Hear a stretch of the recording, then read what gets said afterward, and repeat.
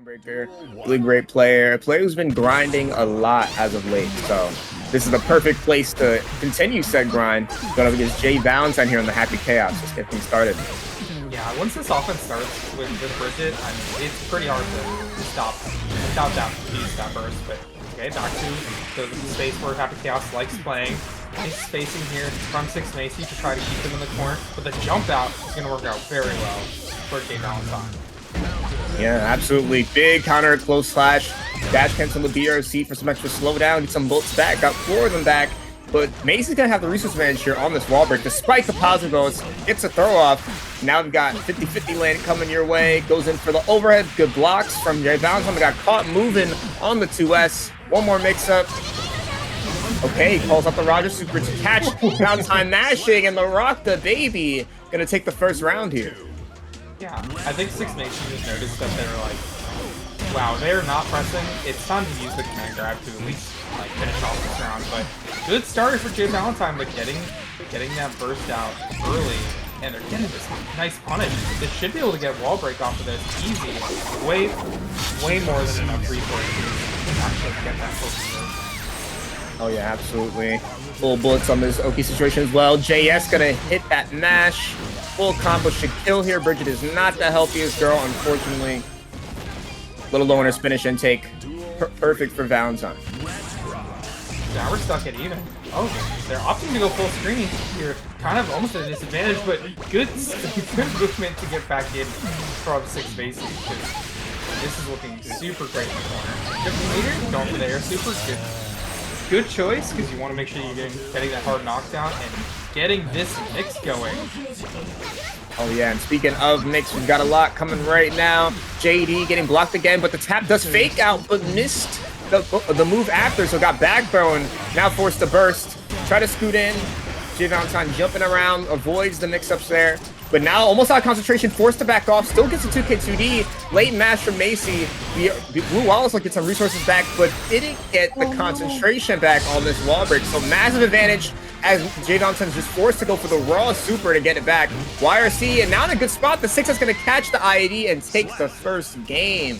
Valentine up 1-0. Yeah, a lot of patience from Valentine that entire match, and it really paid off there at the end.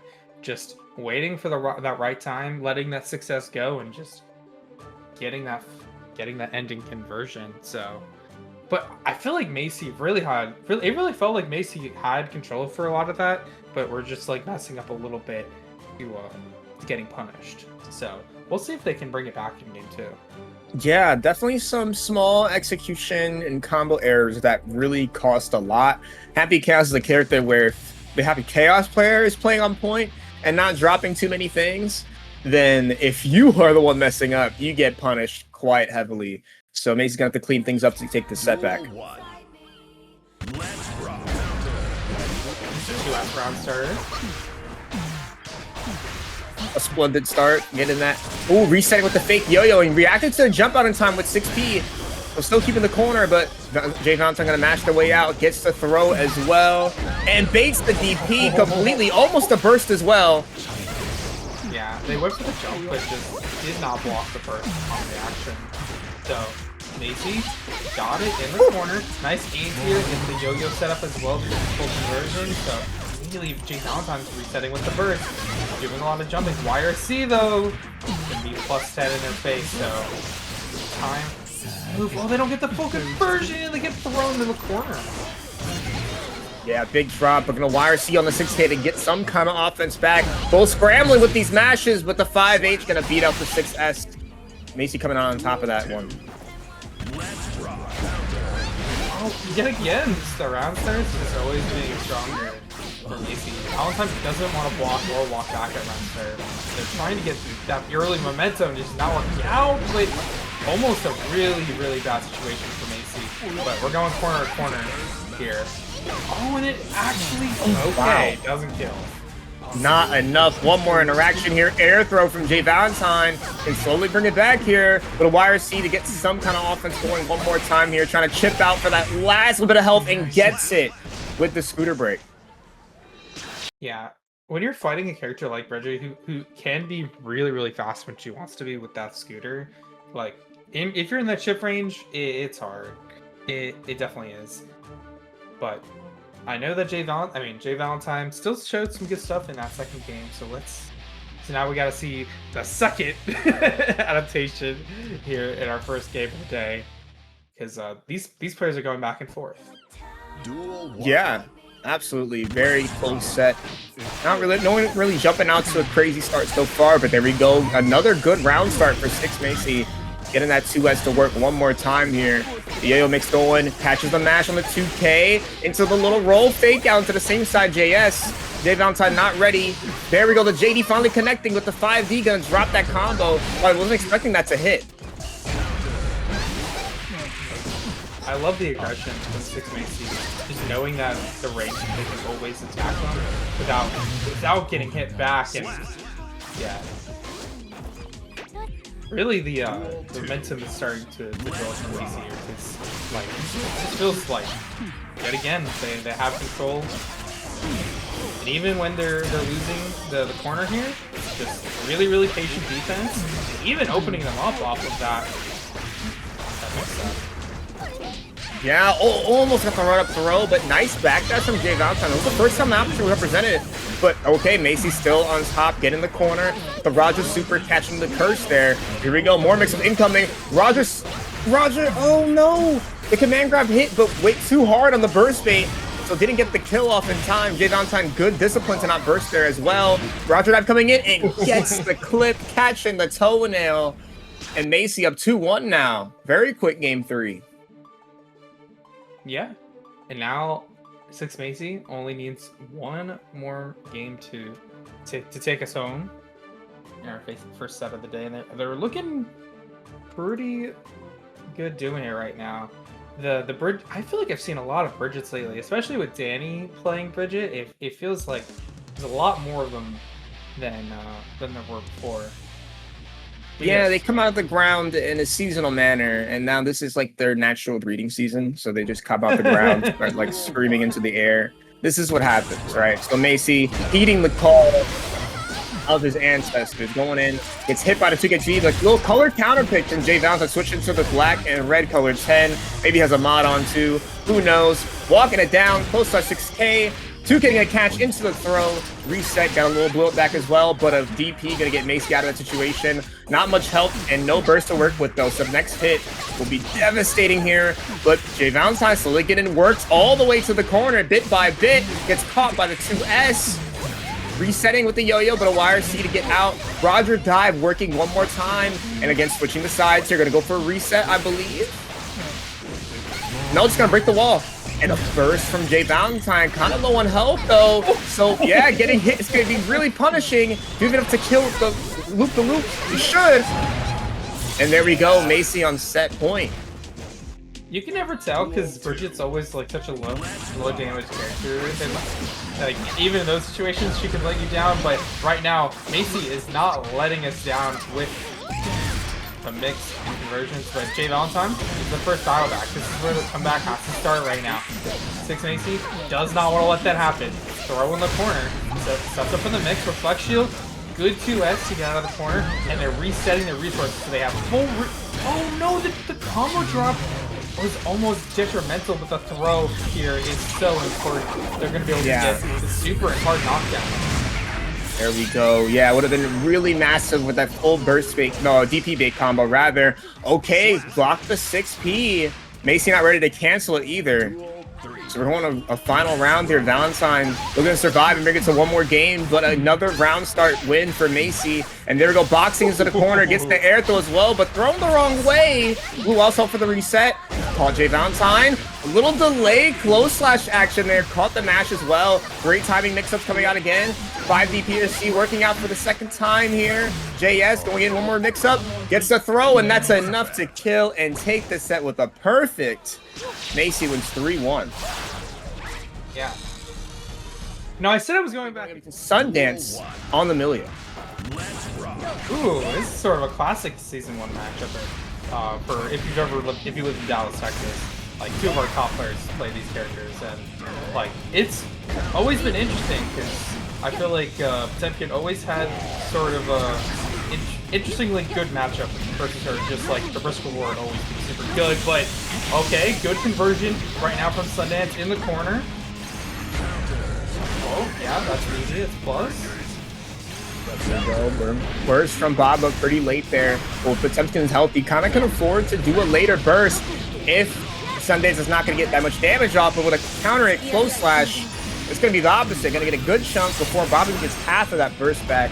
Great positioning here resource-wise for Sundance. Both players down the burst with Sundance being up the round. That's, you'll take that trade any day of the week. Nice JH to get things started in round 2. Yeah, I love how they're approaching in this. They're like they're making it very hard for them to try to answer them with the 6P by doing a sort of like floaty way in.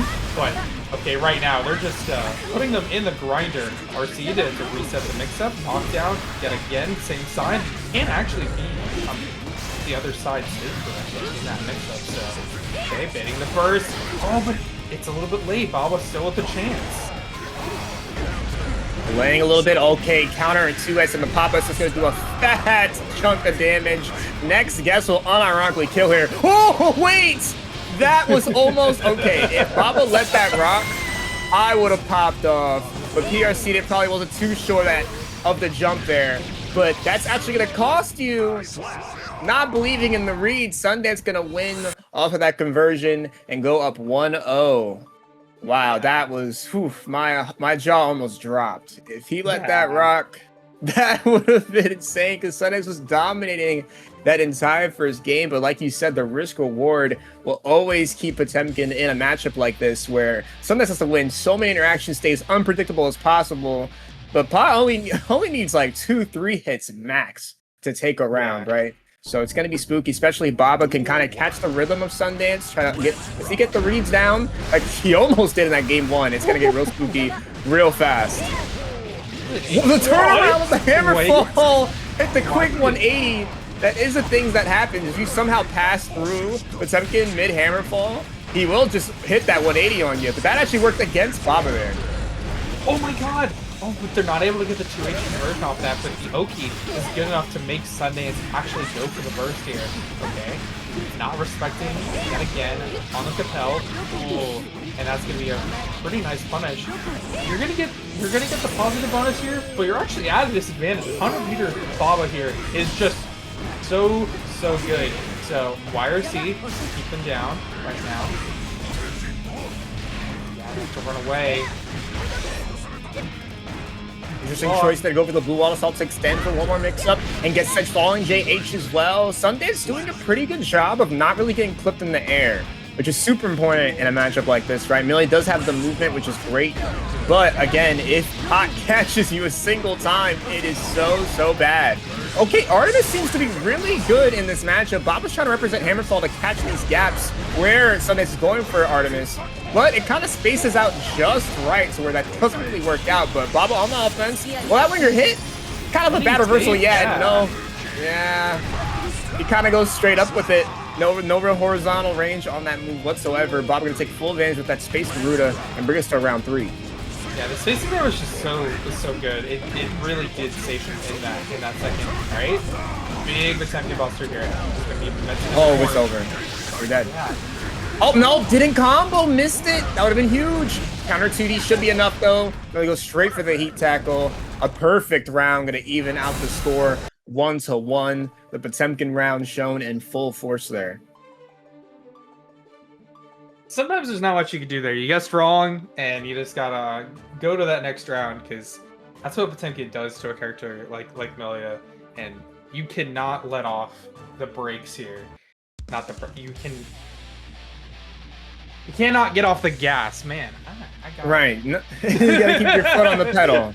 Yeah, sorry. That's the analogy I was going for. Yes, I hear you. I got you. But yeah, no, Sundance gonna have to stay as unpredictable as possible, like I said, because again, it can turn south. Huge hit on the close slash. Look at Sundance's health. 10 seconds just now passing by, but the round is already over. Oh my goodness. I think that was a 2-time. But it was 3. It was pot buster, close slash, and then 2D. Oh, that's true. I forgot about the pop-ups at the beginning, but much better round starter for Sundance. But things are still always good for Baba as long as they're slowly moving their way in. Nice 2P. They're gonna be able to use those plus frames to get a knockdown in the corner. Oh, they're actually going for the positive bonus. The wall break. Yeah, I'm gonna do a good chunk of damage as well off the counter close slash starter. Definitely the best starter you're gonna get in this matchup, even though it doesn't do all that much damage. JH gonna hit, but no conversion, gonna reset one more time. Probably just believed that the route from it wasn't gonna kill. Avoids the pop-ups, but didn't get a punish, and now Baba's gonna heat tackle his way out of there. And JD gonna hit as well, punishing the 6P on the way down. Such a hard move to deal with in the air. Even the grappler, it has the best air punish in the game. Insane gets the forward throw. Went for a heat knuckle there. Insane read, but didn't work out one more time. Sundance gonna try to break the wall here. Should get it with the close slash. 6-6, not enough to kill though. It's a two-hitting move. That move doesn't do much as a wall break on its own. And now Baba gonna rob that round away with the BRC free reaction with the pop buster. Oh no, Sundance, not like this. They're so close. They're so close in so many of these rounds. It's just like, you know, getting outdone by a little bit of damage there, like it really not killing, just super cost them.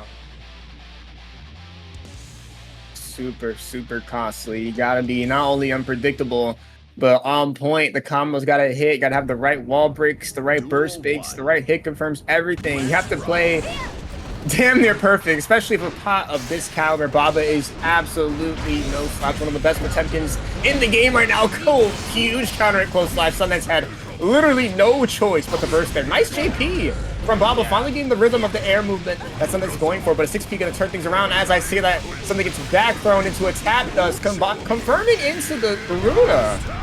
Interesting hit confirm there. Works on block, works on hit, and now Baba's on set point. Yeah, very quick round. Oh no. I love the combo choices. This round star has just been working out so well. So Oh, hit again. no. Sundance is holding back here. Don't jump. Oh no! I don't think they pressed anything. I think they're like, this is my life now. I am going to be grabbed by Potemkin. Those matchups tonight. We got Potemkin, Millia, Ram, Faust. If you don't know why it's those matchups, you'll find out very soon. But here we go. Redtro going in, gets smacked in the face with the 5H. Full combo was what would have happened, but Faker dropped it unfortunately, so Redtro gonna get another chance here. Mix going in with the J2K. It's clipped again by a far slash here. Full combo. The classic Ram B&B. Gonna get the wall break as well. Mortal Bottle for the hard knockdown. And here comes that famous Ram pressure. BRC gets the delay overhead on the JK. What? They didn't do 214H there. It's okay, didn't need it. Wanted to give Redtro, listen, it's called burst optimization. Alright, Hollow. What happens there is you break the wall, but you don't kill, right? And you try to run away, get a little extra time, and now look, Faker's got the burst back. See, I already know exactly what you're on, Faker. I see the vision. Ooh, nice scalpel. I really gonna be able to start setting up items there. So this full screen situation is super good, but the gold burst into the corner. That's exactly the worst situation you can get into. But no sword in that situation, so Faker couldn't get started. Okay, going for damage here. Damage in the hard knockdown. Wants to be able to set up those swords and also have the meter maybe go for some mix-ups. So 5D, no full conversion into this corner now. Still has 100 meters, so probably going to be a wire situation. Yep, there it is. Oh no, missed a pretty good killing opportunity with the RC on that hit. Now out of both swords, Redtro can absolutely come back here, eats a weight, charges up the scalpel pull, does a second one, 5K 2D, Faker running in a little late there, snip. The bomb's coming up too, combos, almost had a kill opportunity there, but goes to the JD, and Faker's gonna back throw and take the first game. An interesting one to start us off tonight. Oof. Okay. I think that looked so good for Redtro at the end, but Faker just recognizing the height of that jump and getting the free throw backwards. So, but yeah, the good start. It seems like it's gonna be close, but Faker, if they get started, like it's hard for Redtro to really do anything. it looks like. Yeah, I'm with you on that. Red Dawn. I mean, that's why it's one. Again, part of the reason why it's one of those matchups is because Ram's buttons are fast and big, and they just hit exactly where Faust tries to safely get items on the screen. And if Faust can't get items on the screen, and Faust can't crawl sword pressure, especially now with the new S sword going straight down, it becomes really, really difficult to get anything started. So Faker kind of taking advantage. A burst on both ends gone, but Immortal Bottom going to put Faker back in the driver's seat here. Overhead blocks, but plus on block due to the sword pop. Gets the shimmy there on the backdash, works out and kills with the 2-1-4H. Faker on the way to a 2-0 lead here. Yeah, not much for Red Dawn, just a break around, but still going in with an aggressive start here. Does not want Faker to get started. Nice punish with the 5S, but no full combo off of the block launch. So still going back to full stream. Able to set up that item. Look at this risk right now. This risk is building and building. That 2K counter hit with the full risk. It's going to do a pretty big chunk of change, but Red Dawn is still alive right now. Yeah, honestly, didn't do that much due to the fact that Faker was out of sword, so you're not getting too many 5H or crazy other hits going in. Ram can do damage, but it's kind of middling, especially when she doesn't have swords at the ready when she's using for pressure. Oh, that's not going to work. Yeah, the Afro Pop hit mid-wire C, so not free from the pressure at all. The close slash off that weight going to catch Faker not blocking here into the shins. Gonna break the wall here as well. Positive notes from Red Dawn. The comeback is very possible here, but burst is on the line for Faker. Could cash it out. Choosing not to so far. 5H. She jumps the thrust again. Jumps the love as well. Teleport PRC almost punished that, but still gets the 6H to hit. We're going to the final round here. Yeah, I think Red Dawn caught a backdash from Faker. Okay, aggressive round start.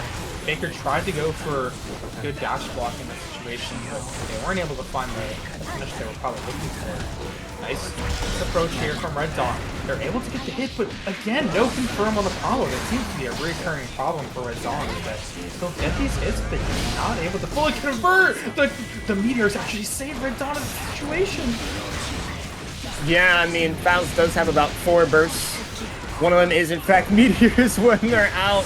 It's super hard to deal with. It's not like mini Faust. We can kind of sort of change her route a little bit, maybe jump over him as they're comboing, but the meteors are coming down from the heavens, and they're going to hurt as Red Dawn's kind of one hit away from evening out the score. What fortune on the side of Faker there. They get the mittens on the trumpet to hit right mid-combo. They're going to get the wall break, but Red Dawn has the resource advantage here. Only needs 1 hit as well. BRC forward. No, just backs off. BRC on the teleport and gets the snip, snip, snip. Giving Ram a fresh cut to even out the score. 1-1 here. Red Dawn looking a lot stronger in that game. Yeah, even with the sort of like not continuing combos, they found a way to like really get control of neutral. Like, I feel like they were being the right amount of aggressive against Faker. Like, you don't want to commit too hard and then get really punished, because like Brain could still do that up close, but like when you're Faust, you still have like probably the superior pressure when you're like this close at round start. So if that situation works out for Red Dawn, it usually means that they're going to be able to do well in the round. But this kind of situation does not bode well for them. Yeah, no, resetting with the rock. Uh oh, Faker forgot which sword got thrown. Loses the pressure as well and forced to burst to keep Red Dawn away from getting on offense. Banana pull, not going to do anything here, so Faker getting in, spending the resources as well to keep that pressure going. It's going to counter it and force the burst. Both players out of burst now. Red Dawn going to jump in, using the fear of the bomb to keep Faker still, and now gets that Afro pressure. Faust, pretty good win condition here. Yep, nice. Faker forced to back off as the Afro punishes the far slash on its own. But too high on the JK. Backdoor for Faker one more time. One more hit's gonna kill here, especially if you get that mix-up. JK block though. Good defense. No swords here, but still very, very low health.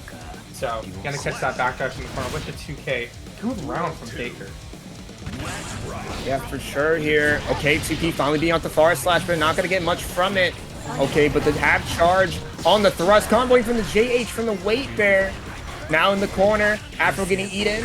Love gets jumped. Overhead gonna work out and side swap for Faker. Huge advantage in the situation now. 2K16 not gonna combo on normal hit. So Redtro getting another chance out. Rock. Faker pushing towards the corner. 5K gonna hit. Going to neutral one more time. PRC on the overhead. Gonna hit full combo, but Faker not worried about the burst though. So Redtro has one more chance here, Hollow. Yeah, one more chance, and Red Dawn's got them in the corner. They have to make this. They have to make this work. Slight health lead here for Faker, and they have both swords in this situation. Nice knockdown, forcing up the burst. First sword thrown here, and getting counter hit by the next. It looks like they tried to 2P in that situation, but Faker always going to be playing at that just out of the range of those P normals, using that 5S. Good stuff to them. Able to take the lead yet again. Yeah, up 2-1 now. The scramble situations have been were in Red Dawn's favor for the most part, but after that last burst, panicked a bit on defense, and that worked out. So now Faker 1 win away from taking this set. But honestly, I'm not going to count Red Dawn out just yet, especially with how close these later games have been. I can see the comeback happening. For sure. I like this weekend. This round start is very important because Red Dawn has the control here, and they're able to whip punish them with the 6H into the big scalpel. No wall break, and again, of course, the first out of Red Dawn, but still, yet again, catching it with the scalpel, forcing the burst out. No, both players without their burst out. Nice aggressive 2K though, coming after Faker.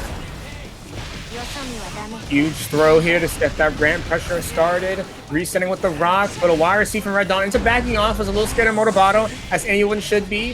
5K whipping on the crouch from Faker. I didn't even know that actually happened. Ate his son, brings him back out.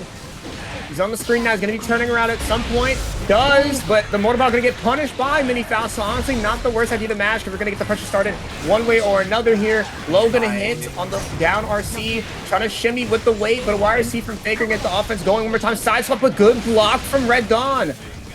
One more mix up here. 2K in the third hit connected and still linked into the command grab. Just had a little bit of time to get that off and did. So now Red Dawn up around, down and burst. Good round start from Faker.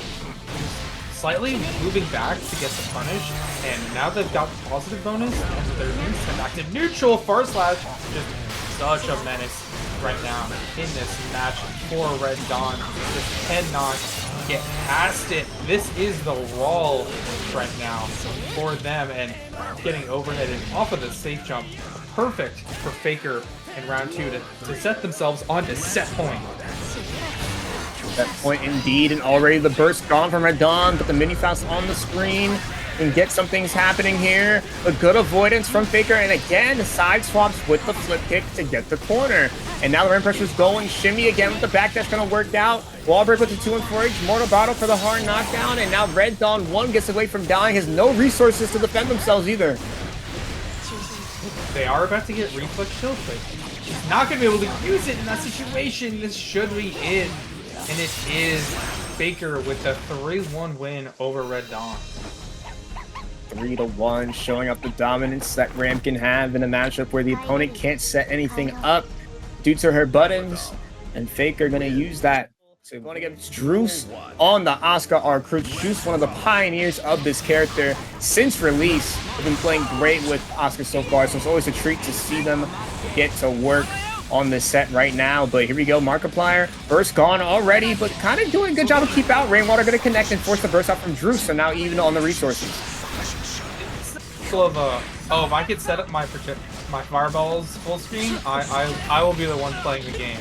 But honestly, Axel is usually the one who comes out on top against a character like Asuka, but okay, far enough full screen that it allowed Druice to actually set up, but I love the control Markiplier is still holding right now. Okay, good. Oh, all the way to the corner and get your favorite spells there.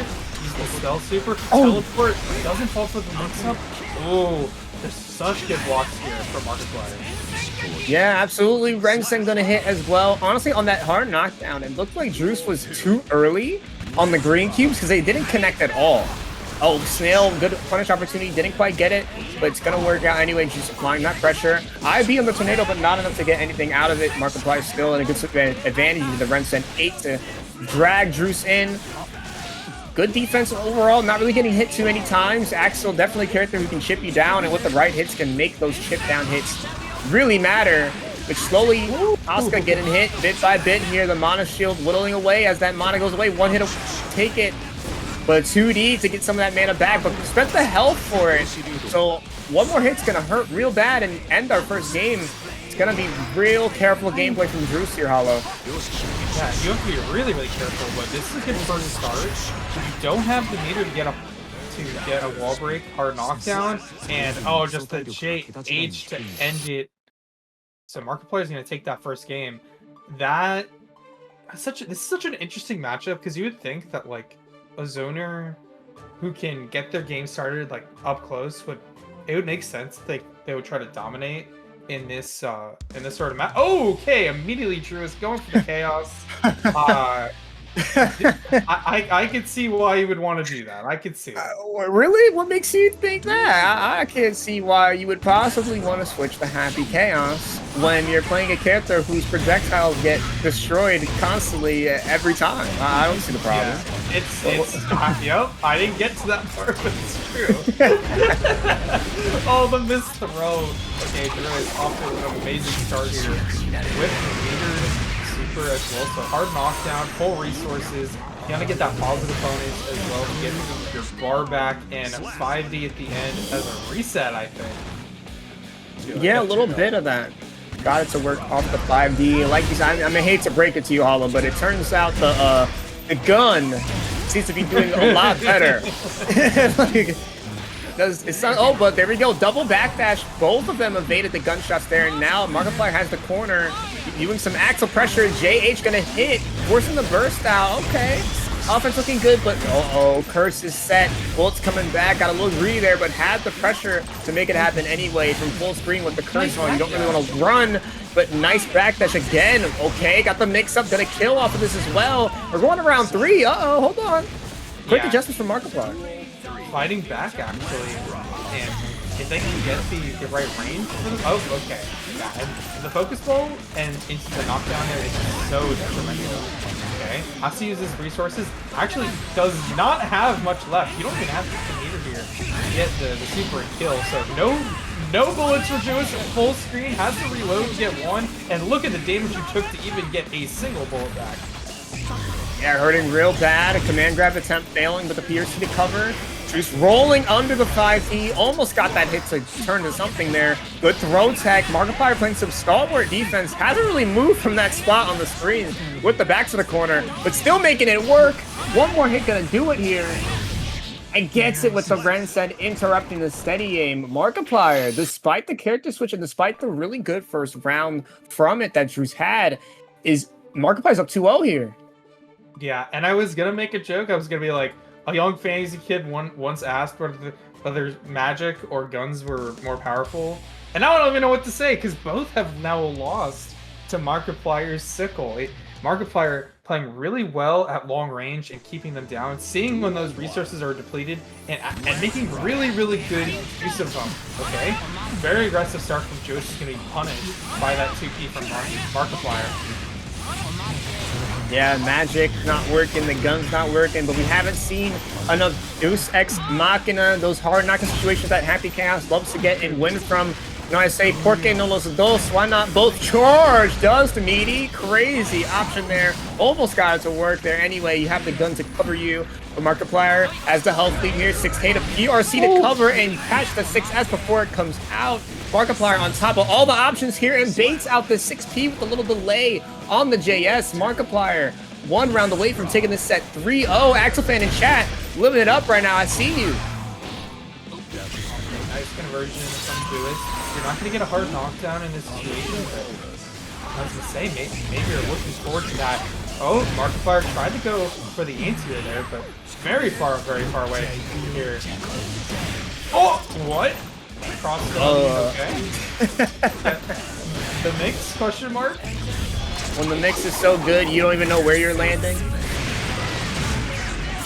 Druice gonna take a round here, trying to survive a little longer to bring this set back, but Markiplier has been on fire and has the burst lead as well in this last round. So Druice has to be a little careful here, but nice jump in to start things off. 2-5D's gonna hit, we're gonna get a third. No, the 6K gonna hit instead and bait the burst as well. What a start to this final round. Druice in a massive lead right now, especially with the hard knockdown. The magic with the guns combined. I would have said to take that game, but okay, no, it does take the game. The blue wild assault throwing the kitchen sink at Markiplier to get that perfect. Yeah, Druice is trying to like mind destroy Markiplier in those last 2 rounds. Just throwing overhead low, like make them commit to a block and just punish them for that. It's not working out for them just yet, but it feels like, I don't know if that's a stable way to try to win this match, specifically because if Markiplier actually gets the right block and like finds their way back to their like good range, it could be really good for them. That's what was really like carrying them before. Nice backdash, but the gun still has bullets right now for Druice. Druice getting that nice air throw as well. Good backdash on the 5D. Markiplier's backdashes have been absolute insanity so far. The Rensen 8 catching the dash block. 2K into throw, gonna whiff, but the PRC to cover. Good use of resources here. 2K'd under the curse. So Drew's gonna have to run it in to try to get that back. Here we go, reloading a little bit, double reload, curse applied. Markiplier's gonna hold it, but now has to hold this pressure as well. We'll run away this time. Back at the top with a close flash. But now we're going even. That was a really questionable burst, because now Druice has the lead to bring us back to game 5 if Markiplier's not on point here. You really have to lock in here for Markiplier. Going to a game 5 situation is definitely going to be very hard for Markiplier, but that's what Druice wants. Okay, Druice charging the focus right in front of him, but 1 bullet is soon going to become 6. Druice can have full resources here and positive bonus.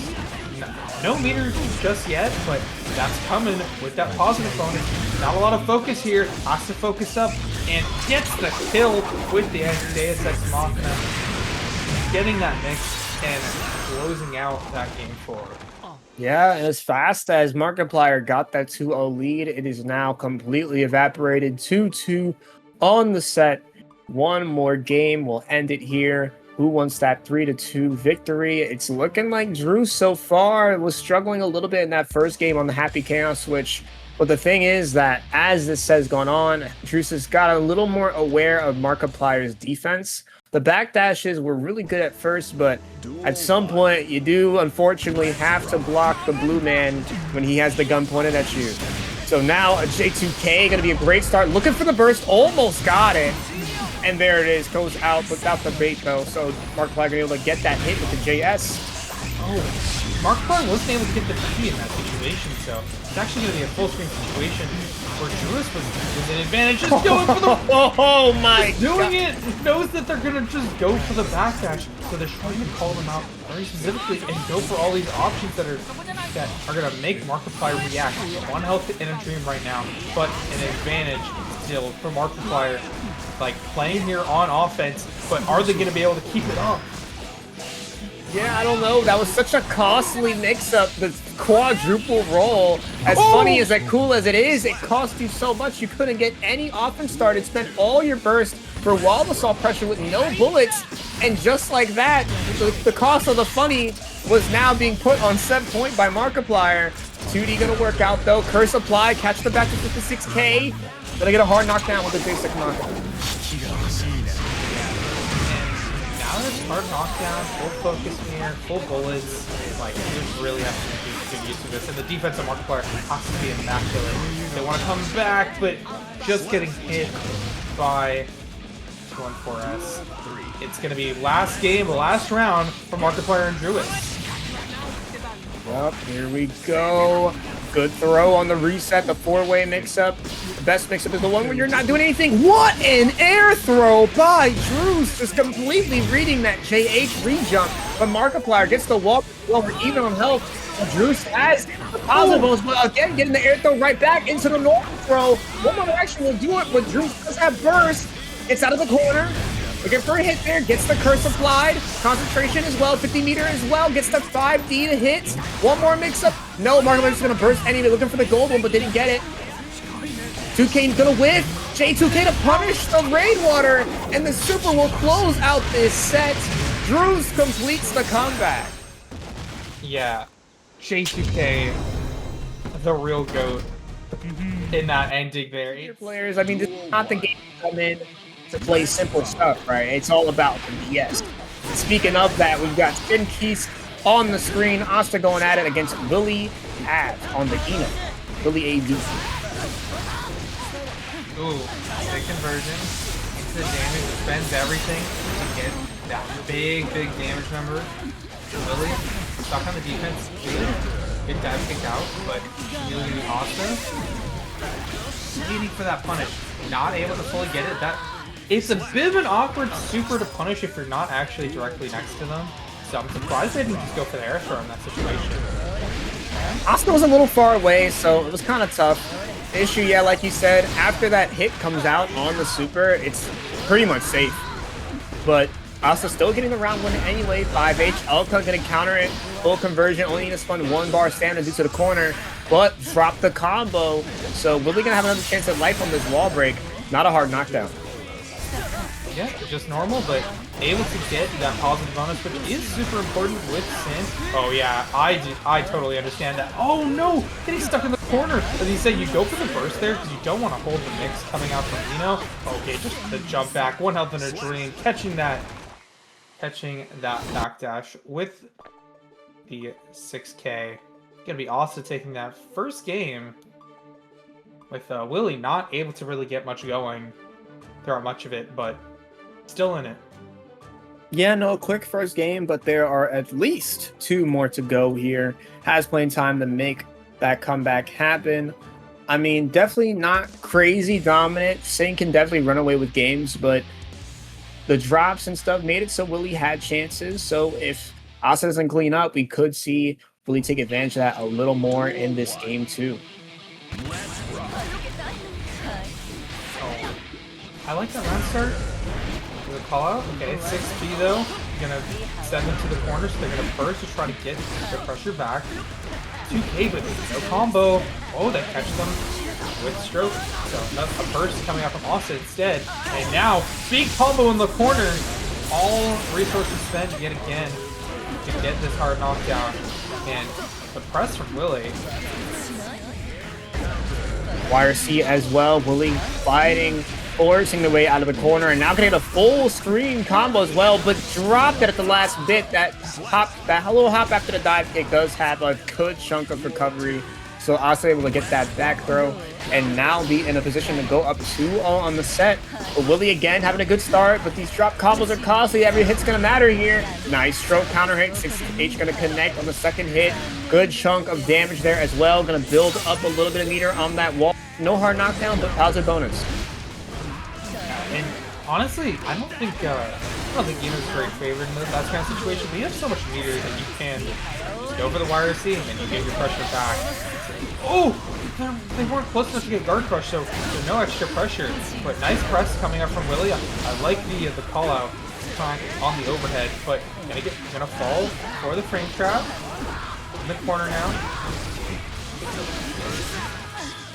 Nice 5D RC, not enough to kill. Willie has 50 meter to work with as well. Went for an insane play there using MLA PRC, but Asta not caring about any of that whatsoever. Just gonna send the Hawkbaker, and is now up 2-0. Yeah, good reaction. Going for the DP as soon as they saw the movement, they're like, "Oh, I am not going to hold this. I will finish this game off with a win." But I like what Willie's trying to go for on offense. It just feels like Asta is doing a good job of punishing it and even making sure that they cannot continuously go for it. Man. Yeah, for sure. But here we go. Has one more shot to make it happen here. Asta with the 2-0 lead can bring it to 3-0. Willie has to make these mix-ups hit and these combos convert. But a DP from Asta already going to force Willie into a bad situation, so I was gonna say, but also being out of burst as well here is pretty good. Again, a huge combo drop on both ends. Counter close, far slash, not going to convert into the MLA, was a little late on that, but has Mito to go for reversal, goes for BRC instead, and it works out, but another drop! YRC from Asta, gonna spend the cash on that upcoming mix-up, gets the counter hit, and should be enough here. There we go, Asta on set point now. Good pickup from Asta and recognition that you can get that wall break there. Get the kill. Big corner already messes up the close slash though in the corner, so not gonna be able to get the wall break. Still pressured. Willie on the defense, getting caught up by the Elcon follow-up, so gonna be big damage. No stamina bar, but you have awesome on it, so gonna be able to go for this extra pressure if you get the chance. The 6H though is gonna open them up for the big combo into hard knockdown. Not a lot of health though on Willie, so any of these right placed TPs will actually kill them. PRC, nice tech. Trying to go for the 8 here and finds the JH falling back also with the 3-0. Our second Potemkin on stream, going against Iron Nelson, a little bit of a red battle of the color 3s. Shout out Fab. Yeah, both these really rocking the red. Nice 6 speed. Yeah, and you get the good Oki off that. You really don't want to be caught getting 6 speed like that, so. Ooh, but wow, you're gonna be nice. That's the shit. And the Pop Buster, PRC Pop Buster, the classic. Have you ever died for guessing correctly, Hollow?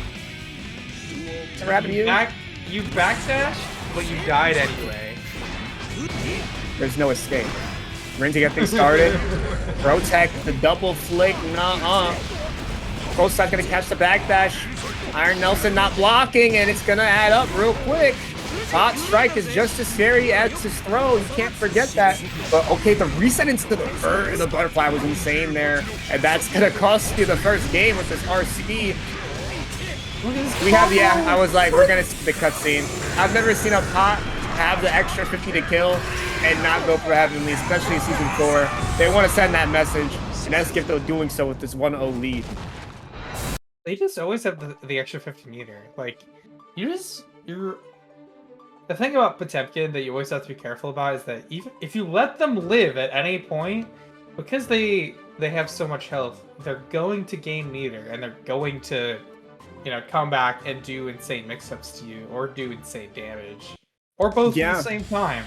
You know, it's just one of those things, and Iron Nelson just could not get started in that. SonAceKeem just very much in control. Yeah. Oh, ooh, hold on.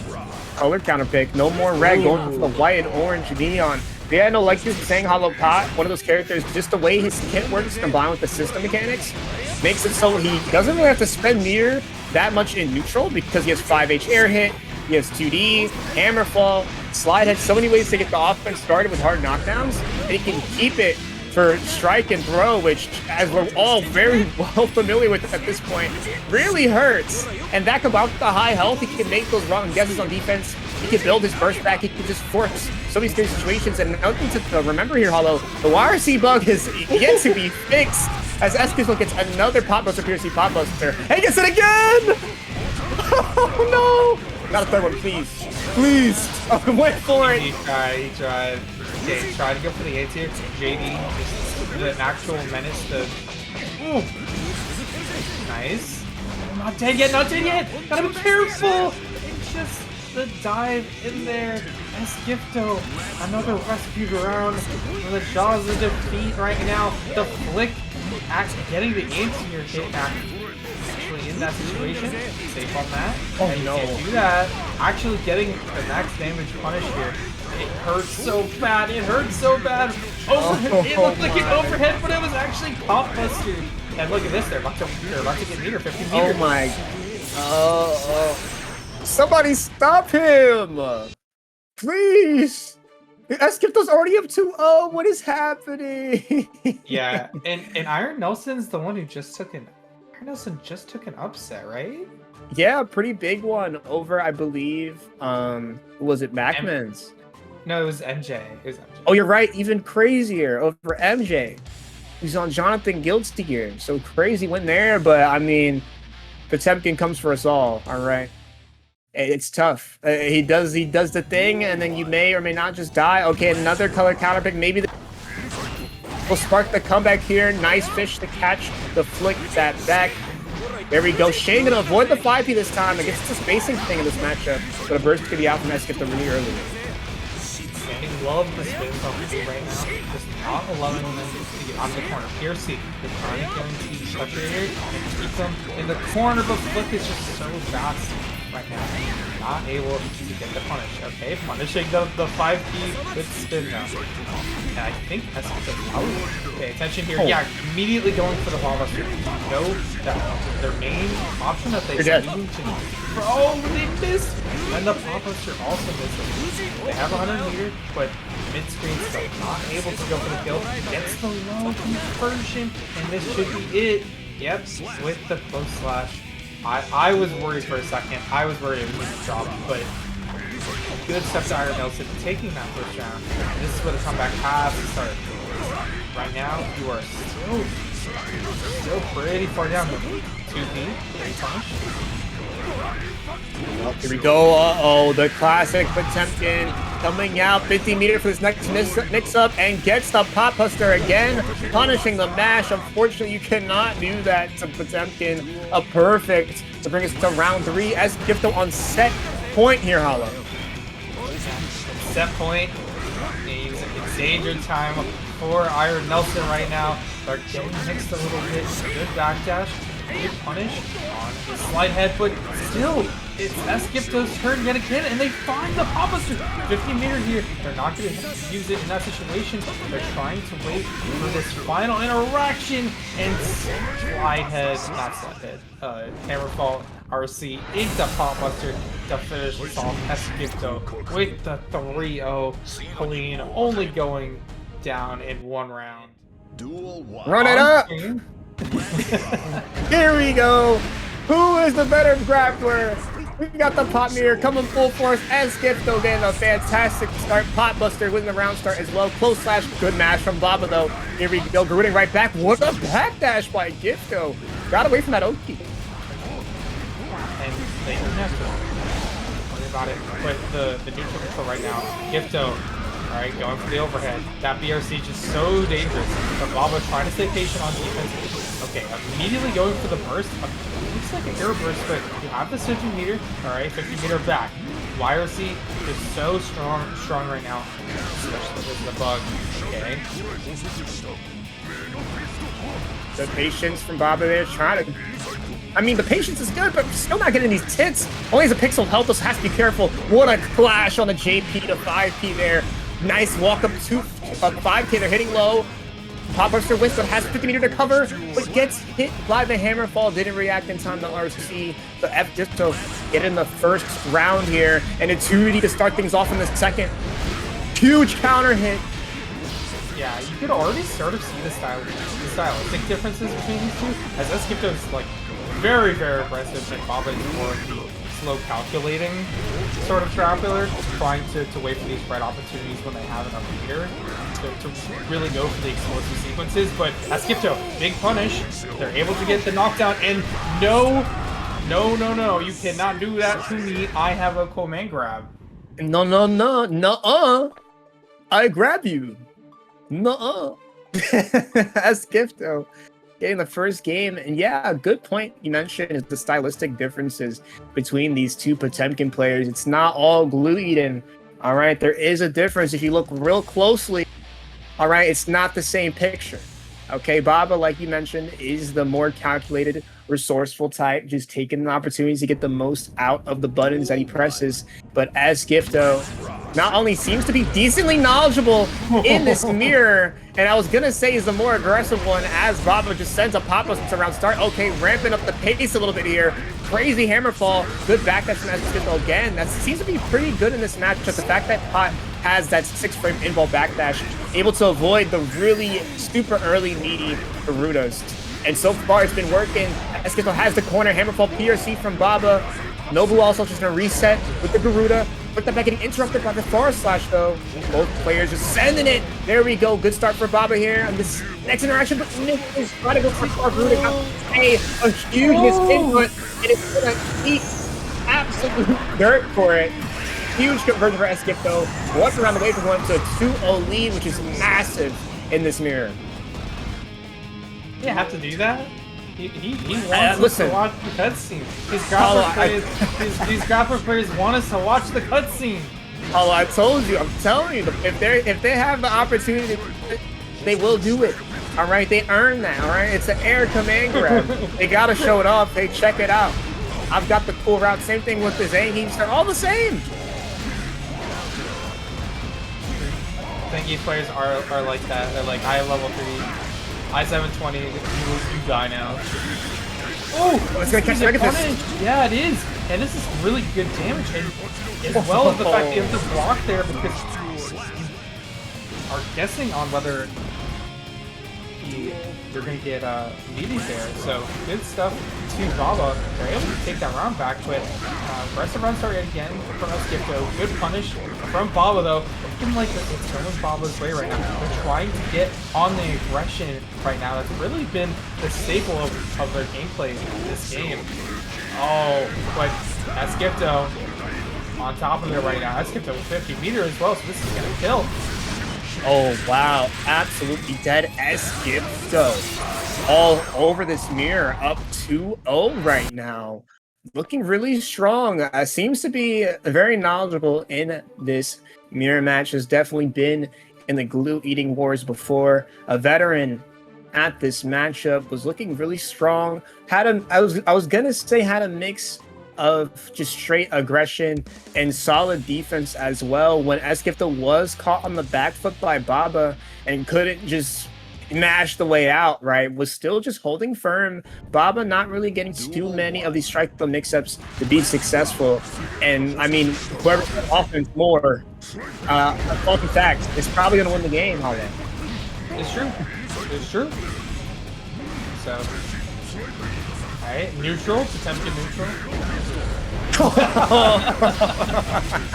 You know, you're talking about the May brain cell. What about the Potemkin? Yeah, listen, they're in the same. Oh, dude, that's legit strategy though. Okay, that's real. Because okay, you eat the hammer fall and then you go in and then you hammer fall back. That's actually real in the pot mirror. As stupid as it looks. But yeah, no, like you said, the pot players definitely also have the one collective hive mind. Every so often, but there we go, the fake out on the 6K. b.a. finally showing signs of life here, taking the first round for the first time in the set. Blocking the frame trap, trying to figure out their way back in. Having a hard time, like, really getting themselves planted in neutral. But, alright, here's their offense, Reflect Shield, still getting their way back in with that 6K. Nice punish with the Pop Buster. So, going for their own offense on the Skipto. No bait on the wires. I don't know. Like, I'm not too sure either. He's like, okay, that's a shield. Oh, nice 5K. Oh, trying to pop buster through to cheese out that. Man, I forgot the name of that move. I almost said Aegis Reflect. Gigantic interaction, but it did not work out. Heavenly Potemkin Buster. We've seen that move quite a lot tonight. Gonna put Skipto at 7 points. Oh, what? Pot bustering out of the hammer fall. Almost went for a second one. It would have been an insane way to end the set. Didn't quite get it though. b.a. one step ahead here. Flip that back gonna hit. Close slash catch in the back dash as well. Skipto not blocking. Close slash finally decides to chill out a little bit. It's working out so far. Deflection to get away from the 5P. Hammer fall. Far slash gonna punish and convert into the hammer fall for b.a. Whoa! Pot buster! Pot buster! Full conversion here. Turning it on their head as well. First on line, gonna get baited in. That's gonna be it. It's gonna be Skipto with the 3-0 sweep over b.a. b.a. tried to adapt and get a little bit more aggressive on the offense, but it's still not working. Where Soul is right now, with a lot of Soul players actually switching this in. Yeah, a great point. The grandchild took Grandpa's conversion ability, Actually, I take that back. It's trying to just change. Because every so often, I'll be scrolling through Twitter, a little doom scrolling before bed, and I'll see a clip of a Soul player absolutely eviscerating someone's health bar with like quadruple Fafnir, clean hit Tyrant Rave, which we almost saw recommended go for a Tyrant Barrel. But yeah, as I'm saying, Soul still definitely has that explosive potential. It's just honestly the problem with him right now is that he kind of lost a bit of his original identity, right? The Dust Loops that the Dust Loop site is really named after are mostly gone. Can you believe that? Yeah, I feel like they made his routing really odd this patch. Just like, yet again, another season, another new Soul route, like routes to learn. A lot of people are just like, I would rather play Sen. I would rather play. I would rather play this other character. That does what Soul does, but maybe like the same or even a little better. But okay, nice punish coming out very fair to say that. Ooh, just the, you know, SF6 was calling right there with the Frijoles. A little bit. Up far slash Chipp, but not connecting into the 2H. Was a little late on the delay. Recommended still getting the offense off. Outcome with no stamina is minus on hit. Fapper tried to mash as a result, but was a little late on the ball there. So now both players out of burst, but Recommend has 50 meter to work with the amazing Sin backdash and easily get the offense started. Here we go. Beat Driver gets blocked, so resetting one more time. Good 6P to swap Fapper out the air. Far slash 5H. Elkunt spending out that cash again. Full slash gonna connect into the host but late on the RC. So Fapper can absolutely still steal this round out and will with the wild throw. Yo, and the routing to kill there from Fapper. Good comeback in that round because was not looking good there for a second. Oh, this is gonna do big damage. And they're gonna get the close slash in the corner. Nice back dash though on the throw. Recommended understands what Fapper's going for there in that situation. RC on the overhead. So damage in the corner yet again, just trying to go for the overhead all this time. Keep them stuck in that corner. Nice whip punish. Waiting for the burst, but they actually didn't have any stamina either in that situation. Still waiting for the burst. And eventually, Recommended will be taking a round. Yes, indeed. First game goes to Recommended. A scary one. Like you mentioned, Soul, Fapper had a pretty crazy hits with Soul. But the issue is, especially as we mentioned, the new routing, right? Added a clean hit to Fafnir to make it wall bounce. But that clean hit is like ridiculously strict. Like if you don't have your routes ready to do these auto time confirms, which I'll see a lot of time, I'll see them go for like a vortex from a hit from 6S, right? It would see like 2K 6S or 2S 2H to kind of just auto time that hit. But on these stray hits or just counter hits that you're not ready to get the auto time sequences, getting that clean hit Fafnir feels almost impossible. So it's really tough. So Fapper Steve, like again, got a straight hit. Had the Fafnir at a pretty good height, but still didn't get that clean hit, so missed out on a lot of damage. Yeah, a lot of characters just don't have that same restriction in their combos. That like, it's sort of annoyed, I think, a lot of Soul players. Okay, good pressure here in the corner. A lot of plus frames, but good recognition from Fapper on the 2K yet again. Just always knowing when that. Oh, okay, going for the command grab. This should kill. Yeah, hold this cutscene real quick. Absolutely gonna kill. And there we go, got the clean effect in that time, and as you see, instant results. So now Fapper looking to get back in even this set count 1, so 1. Looking solid though, get the pressure going, but recommend to get the jump out. 5H not gonna connect from that bar slash though, since 5H kind of more of a pressure tool than a combo one in most scenarios, but a good mash gonna put Recommended in that prime position to get that RTL off. Sin with some of the best corner carry in the game, if not the best. So I think it's hard not to. Especially if he has like a stamina bar, he can take it for a ride. Not gonna kill one health in a dream right now for Fapper. They're still alive, 100 meter. Alright. No, I'm surprised they didn't try to what a throw! Yeah, just going for it. YRC yet again. Nice air throw! If they take the burst, they can get the kill here. The burst coming out. The last second, 1 health in a dream, and yeah, the chip sequence. for recommended. No FD coming out from Fapper to stop that, but no boost here on recommended, so he gets this big damage and the combo. Yeah, have to hold a very early wall break. Positive bonus still racking up for Fapper, almost 100 meter. But recommended still keeping up the pressure despite having no stamina, but that's going to cost him. Quick confirm, hard knockdown. Gonna go straight for a safe jump here. Gets to JH to hit same side.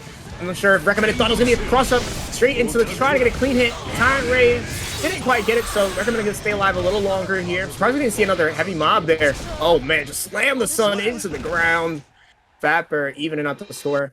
Nice and easy there. 1-1 now. I think Fapper just didn't realize that they had the right meter, or that they were actually close enough to the corner to do it, but still a really good closeout with the command grab. Just always a great option, especially when you have 50 meter and you're looking to close the game out, because Fapper is back in the game and looking really good in terms of the pressure and defense. Oh yeah, looking very good for sure. The pressure and the defense, two big things, especially in a matchup with two characters that have pressure. That, I mean, Sin's pressure, I mean, people said it's not the best because, I mean, he's more of a neutral converter, right? He's scariest when he has the space on you and he has more bars of stamina. He can get things happening very fast. The Gazelle step, sneaky reset there into the throw. Post stomp, not going to connect. Has to use RC to keep it safe. What a DP to punish the 2H on block. A bit of a checkmate scenario there. Fapper recognizing that, going for the dash cancel, throw tech. Now recommended in a great spot resource-wise, and going to use most of them to get this kill. Looking for that 2-1 lead on the set. Has full burst as well. Fapper in a bad spot already. Yeah, I don't think Fapper thought they were going to go for the outcome there. I think they thought they were going to go for a mid option, and they were trying to get under it. But now looking out, good stuff to recommended. Just getting out of the corner. Okay, but of course being sent immediately back to the other corner as soon as I say that. Still has burst, but probably going to opt to not want to use it without maybe getting a hit here. Big hit. He misses. 100 meter on the side of Fapper. Just taking the time, finds the 2K 2D. Gonna get a full combo here. Should be enough to kill with the right route. Just gonna be nice and easy with the Tyrant Raid. Absolutely enough there. Gonna get the kill. Now we're back to a 2-3. Exactly. Pretty much dead even on the burst here. But recommending to get the first hit. Drops the combo though. Huge drop, especially as Sin. You're playing a resource character. The combo running has to be on point because now look, recommended can't convert from the 6P. Nor off that. Free punish for Fapper here. Understood that that was an easy far slash. Get the better revolver 2. Now has a hard knockdown. Almost a safe jump, but recommend still finding a way to DP out of that. Yeah, I think Fapper was trying to make them like not DP here by going for the safe jump and let them get free pressure, but recommended just going for that risky option and working out. Outcunt, right, but you're not able to convert right now. 5D, but not enough to convert yet again. And all right, it's not Fapper's time right now. It's still no bait on the burst. 50 meter though on Fapper. Far slash, and no meter now. You're preying on something, and it's gonna be the end there. Recommended getting the counter hit on Fapper trying to FD and taking game 3. Yeah, Fapper almost brought that back. These games have been so close, but the little mistakes add up just enough for recommended to squeeze that one out. Now up 2-1. I wouldn't count Fapper out at all. Definitely looking more and more confident. Has the matchup knowledge, showing bits and pieces that have really mattered so far, like punishing Beat Driver without stamina, knowing when to DP, 2H on block. So I wouldn't count Fapper out just yet whatsoever. Recommended for the strike throw pressure, just the throw after throw, and then finally the TP is coming out to beat either the strike or the throw. Nice TP mash, and now we're back in the corner. Recommended, no stamina, but still has over a bar right now. Nice a bar right though, coming out from Fapper. Yeah, guaranteed wall break. Guaranteed wall break. 100 meter on the side. I recommend uses 50 to BRC in. Air tech on the throw though. but a Gazelle step not going to get tagged. Sneaky reset there. Not enough stamina to keep the pressure up after, despite being a little plus there on the big driver follow-up. So now we're going to even. Spent the burst. Has to make something useful of it right now, but gets back thrown. Uh-oh, safe jump. It's caught by the JH again. RC up the Fafnir should do it with the right route. Just going to keep it nice and simple. Instant wall stick, 5P to close it out. Fapper in the lead in this game. Trying to bring us to game 5, has the burst advantage as well. Good round start. Good round start IBs. They weren't able to beat the pressure off of it, but now look at this. They got the side switch and they're able to strike throw them in the corner. They're catching them trying to do options to get out of the corner, but are getting caught. I think they're trying to jump, but it doesn't matter right now. Burst still on the line for recommended. Oh, the burst bait yet again, and the burst bait yet again. Both of them would have worked. And getting the kill. We're going to game 5. Game 5 in a straight set victory for Fapper there. First game of the set that didn't go to round 3 hollow. So the download might be complete here going into game 5. Recommended looking a little, I don't know, a little shaky here. But I mean, still a very solid player, has shown that so far in this set. So I think it's still going to be a battle here. Fapper though, looking kind of on a roll so far, been coming back slowly, bit by bit in this set. Only needs one more to close it out. We'll see what happens here.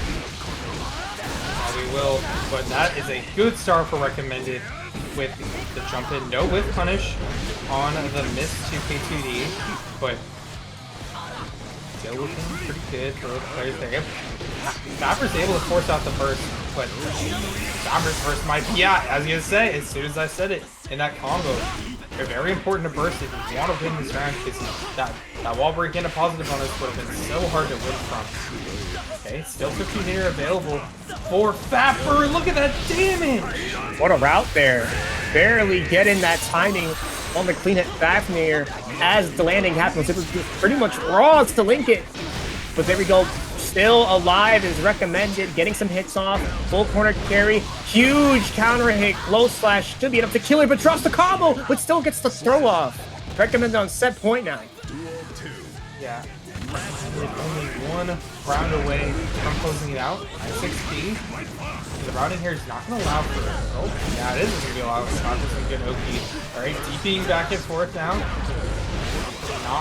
They're trying to not let each other get pressure.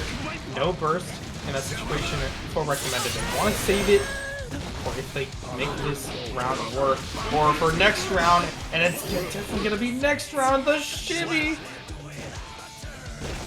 We're going last game, last round here. Hollow, who wants it more? Only one way to find out. Jump in from recommended, getting started with the beat driver pressure. Gets the hit on the close slash, but not confirming on the hit despite the 5H. Post stomp gonna connect. RC for the confirm. Now Fapper spreading the burst to avoid that wall break. Super tough spot. Dash blocking in. No stamina for anything after that beat driver. Has one bar now. Use it on the outcome, but delays it. So Fapper able to mash out. But a burst out from recommended. Both plays out of resources. What an air throw! Now you got them to stick there, like showing that you're going to air throw them out, but that's a big counter hit. Look at this meter as well right now. So big possibility right now for Fapper. They just need this.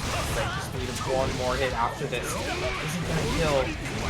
It's so close though. It's so close. So close yet again for Fapper. We've seen him be on these one-hit scenarios and lose, but finally squeezes out the win. Gets the 6P to close it out and character. You don't see much. There's a lot of mazes that stick together, but we kind of sit in our own little gated community. We don't compete very often. So when one finally does, always a treat. You know, I saw Slash downloaded Street Fighter 6, so I was like, I'm May Bros. Yeah, it's weak. but you know what? There is a May Bro on screen right now. Oh, I just tried up dolphin on wake up word.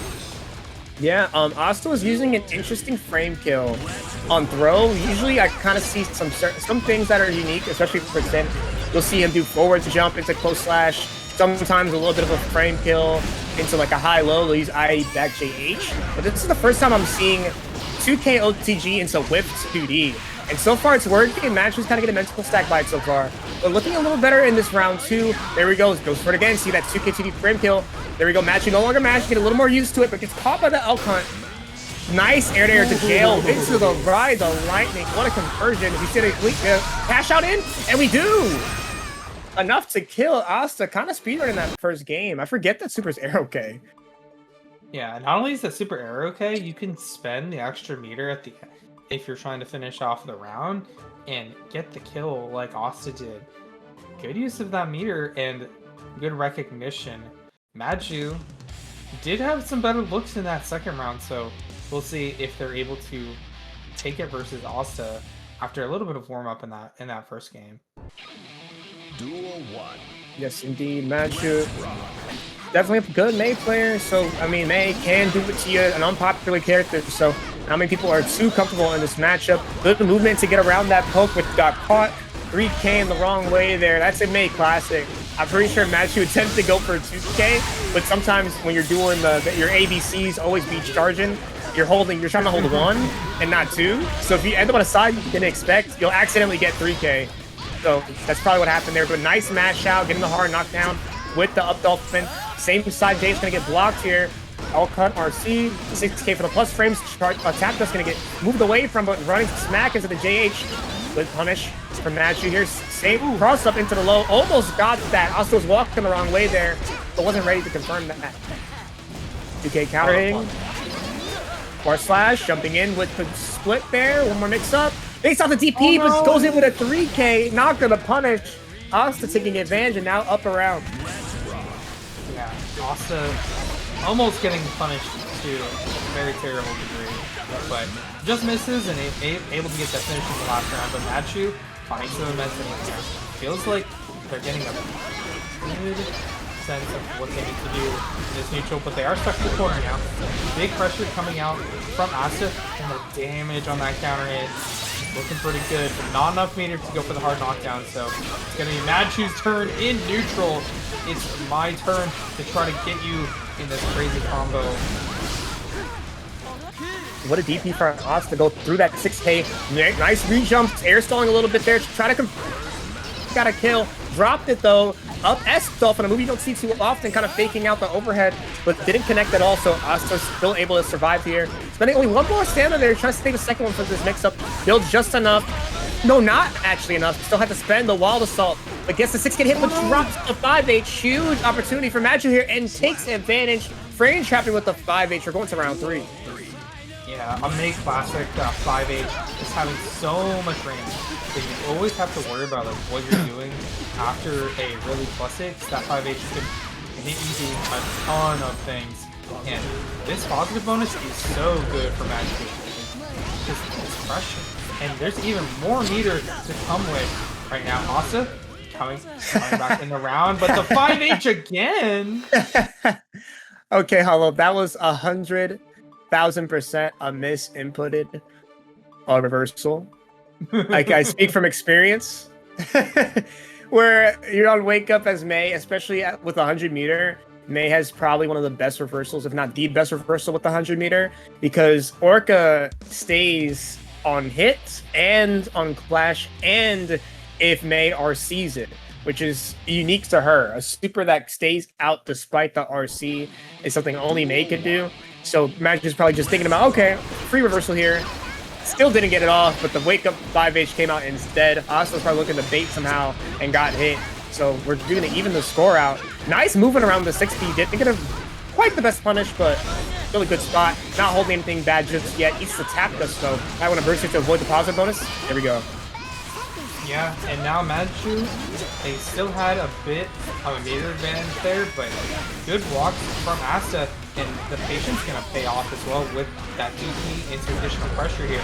Good jump back though from Madchu, and they get the side switch hit again. They're trying to get this corner control. They're trying to find their way in. Nice 3K to beat the hoof stomp, not the hoof stomp, the command dash. But either way, this is gonna be a kill with 50 meters. Yeah, not much you can do about that. In that situation, Asta. We move on to this next round, and Madchu up around in this game 3 right now. Just walk up throw. Yeah, crazy round start. Double DP from Asta, not want to hold anything anymore. Tired of eating so much damage from this May pressure. Nice air attempt, but Madchu still gonna come out on type. Nice frame kill from the air up dolphin, or rather split into the command grab, but messes up the combo there rather than the Oki. And now Asta gonna take full advantage. Hard knockdown with pretty much full stamina and positive opponents. Very spot where you're on the defense here. Easy pickup here, straight into not even a super, just gonna spend the stamina instead. So Asta bringing us to a round number 3 here. Very important round. The 2-1 lead is huge. Who wants it more? Yeah, who wants to take the lead in the middle of the set here? This is an important momentum for your player here because you want to be up and fighting for that set edge. You don't want to be fighting back from it. Oh, nice 5P coming up from Madchu. They're able to catch the overhead. But Asta is always consistent with these DPs. Air throw miss. Big punish. Look at the damage on the charge. Oh, that was almost so sick. Charged the 6H fully to punish that air throw attempt and got so much damage off and not enough to kill, but at the very end there sneaks in that little 5P and is now up 2-1. Madchu looking really strong here on the May, making the most of these hits, which is what you want to do, especially when you're playing a character that has that power archetype, right? You want to get these rounds over nice and quick. One good read, one good play can end Asta's life. And we've seen it 2 times. But can we get a third? Duel 1. Yeah, Asta. Let's see what kind of different things they want to try in this game. Jump in, get the JS.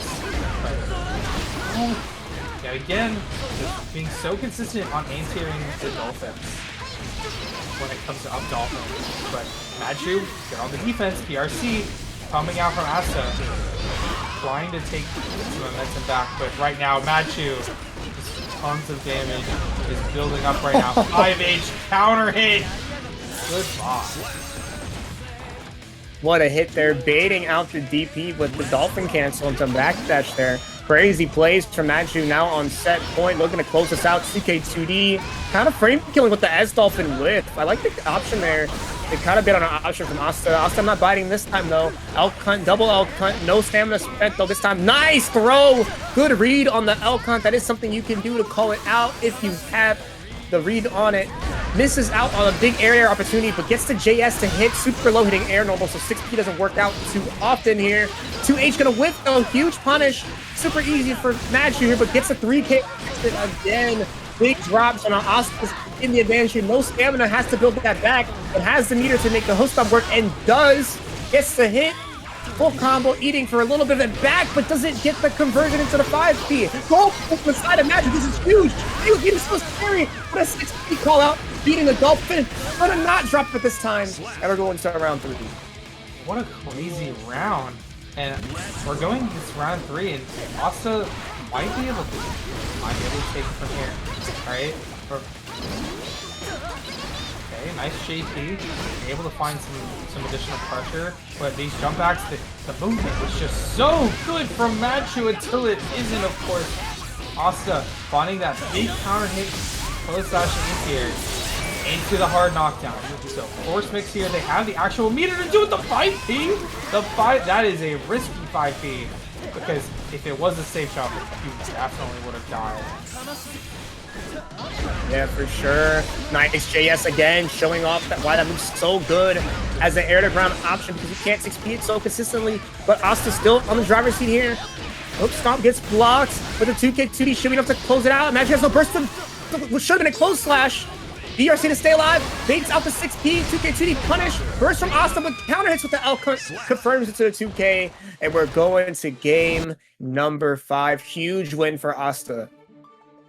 Yeah, I like the idea of trying to use Reflect Shield so that way you can set up your own space again for Madchu, but the main thing about Reflect Shield is that there are certain characters that just straight up, like, you cannot Reflect Shield them a lot of times, and Sin happens to be one of them, because the Elk Hunt and their other big option that I'm forgetting the name of, that also is a big screen hit. Like, both of those can still reach you after a Reflect Shield. Like, especially if you're in the corner. Like, if you can't move back in that situation, you're not going to be able to punish either. Yeah, no, like you said, took a focus on Beat Driver there. Beat Driver switches to the follow-up when Sin has the stamina to just keep dashing back in. Gazelle step as well. So many ways to just run at you, right? So the flex shield not going to be very good. Ride the lightning for the hard knockdown. Asta with a huge start already. Tap just going to connect. Double close slash for the optimal conversion. Another Tyrant Barrel. Can we get the clean hit? Not quite. Still not enough to kill regardless. Madchu has one more chance to stay alive. Don't want to be put in a set point scenario. Another hook stun. Madchu not standing up. It is now all of a sudden 1 round away from losing this set. Forward to B12, waits for the ZP, command grab near the corner, so you're going to be able to get some big damage. Get the wall break, but you're not actually getting hard knockdown in this situation, so you're going to have to trust on your zoning abilities. Works out a little bit, but Asta making her way back in yet again. Outcome being a big thorn in Madchu's side. Yeah, these special moves that Center throwing out have been super hard for Madchu to deal with. 6K against avoided by the jump. 2K2D Dolphin to get some space. 3K misses it smart, so 6P gonna catch that RC attempt, I believe, out of the startup. Here we go, the mix from the Orca. Resetting with the fake beach ball. Trying to get a throw off, didn't quite work. Now full conversion into Ride the Lightning. No, rather Iron Barrel. Instead, to close out and complete the comeback. Asta finish side coming on in for 4-1 off to make that jump. He came out of nowhere. We didn't see him in that placing at first, but like I said, those standings only mean so much. The games, even down to the individual games, matter a lot. It seems that SonAceKeem had the heart of the cards ready to go as we get our top 8 started, but Frijoles, hold the Guapo coming in with the Afro, putting it on, getting the 2K2D. It's not even on fire yet. Gets the fuzzy JK and finally lights it up. Gets the shin breaker as well for the wall break. Yeah, and they have the mini Faust for this wall break situation, so they're gonna super, they'll get this hard knockdown, they throw down the mini Faust, and it's free mix. Oh yeah, because you're gonna get punished for a free mover. And a 5 DRC gonna end it. Frijoles with that first round. Yes, indeed. Round 2 getting started now. Who goes in with these hits off right off the bat? Only a little bit though. 2H gonna whiff punished by Faust's own 2H. Afro came on a little late there. Frijoles tried to take advantage early with that JD, but didn't quite work out. Going back to neutral, chasing down, crawling on it with that 2D. There we go. Fuzzy gets blocked this time. Double JD, another Afro right where SonAceKeem is standing, but it goes away due to that explosion. Mini Faust comes out, 5H whips, doesn't get punished though, so 2S 5H gonna get SonAceKeem a little bit of space, a little bit of blood back as well. Yeah, you get a little bit of peace of mind here, but you are still, they did have the actual advantage. That's safe. It was on a siege out, so it's going to be Frijoles taking a lot of damage, and SonAceKeem looking to get maybe a little bit of blood back there. Ooh, nice throw. That's a particularly dangerous thing to do because you can actually get command grabbed by Frijoles in that situation, but SonAceKeem going for the tech actually working out. Yeah, worked out for sure here. But Frijoles trying to get some pressure off, spent the wild assault as well, but didn't quite work out. Now you're out of burst, holding Nago pressure. Look at the damage on 2 hits, 5K, 6H. A little bit of a jump read for that air throw. Didn't quite get it though. And take advantage of that situation now on the offense. As the corner, 2S 5H from SonAceKeem once again, slowly walking out, trying to take advantage of the fact that Frijoles is backing off a little bit, afraid of that level 2 Nago situation. Runs right into the Afro though. Frijoles is going to try to take advantage. SonAceKeem JDing in the air, not trying to get Faust to jump. Goes to another JD read. It gets hit by the 5K. A full combo would have been for Frijoles, but dropped it early. SonAceKeem going to mash out and take game 1. What a close one. Yeah, they were both really going at it, especially in the corner. And it just came out down to some like very small situations that SonAceKeem was coming out on top in. But Frijoles, that's just game 1. So always looking for the adaptation. We'll see what they do differently going into game 2. Because Duel 1. you want to show that they can figure this out. Going full speed, trying to find some space to throw some items. SonAceKeem has to basically commit resources to actually chase him in this situation, so it makes a lot of sense that you actually would go for this kind of Frijoles. Look at this, rush down. And now you have just your full screen, and you're getting that hit with. I thought that was gonna kill for sure. Item super into the overhead. Good first round from Frijoles. Oh yeah, absolutely. Duels 2 getting started. Both players with full burst. No 6P getting with punish. And now Frijoles with a great start. SonAceKeem down around and out of burst. This Faust scalpel pull going to do a ton of damage here. Setting up a hard knockdown. Bomb and hammer on the screen. Hammer going to work out there, but the mix not. Uh-oh, double far slash into the bite. Naga win condition has been set. Samurai mix for a little bit there. A good defense for Behold to get past that 5HH. Hammer, donut, bomb, just pulling, just keep going. Realize that SonAceKeem couldn't challenge very safely. That is the thing about this match. But level 2 blood, if Frijoles so chooses to do so, especially at the right distance, he could just pull the items, keep gambling, right? And the more items you pull, the more likely to be good and useful. And that is exactly how that game 2 went for the score, even 1-1. A lot of the same tier of characters, like, they have such an easy time sort of chasing down Faust and making sure that they can't do anything. And a lot of situations, Nago has to spend resources and take risks to do that. So I like how Frijoles is playing this, and we'll see how SonAceKeem decides. They go for the same. Yep, just jump back with the JD, trying to play full screen. That's a great Shizuruki. They're able to get a spin in here and maybe get some corner control. But that's a lot of blood spent, so if we're ever back to full screen, it's definitely going to be an issue. Yeah, there we go. SonAceKeem at high blood, but still going in, chipping out a bit by bit with the 5K 6H. But Frijoles is going to make advantage of that. JK, Fuzzy working out again in a different form there, this time from the jump in. SonAceKeem not ready to block those in. It's now on the back foot. Frijoles a positive bonus, slowly backing up, gets the love to convert into 5K, 2H, into item super. Great choices there. Good blocks, though, on the Scarecrow, but couldn't get away from the Mini Faust or the JD. Frijoles in a dominating position right now, looking very strong.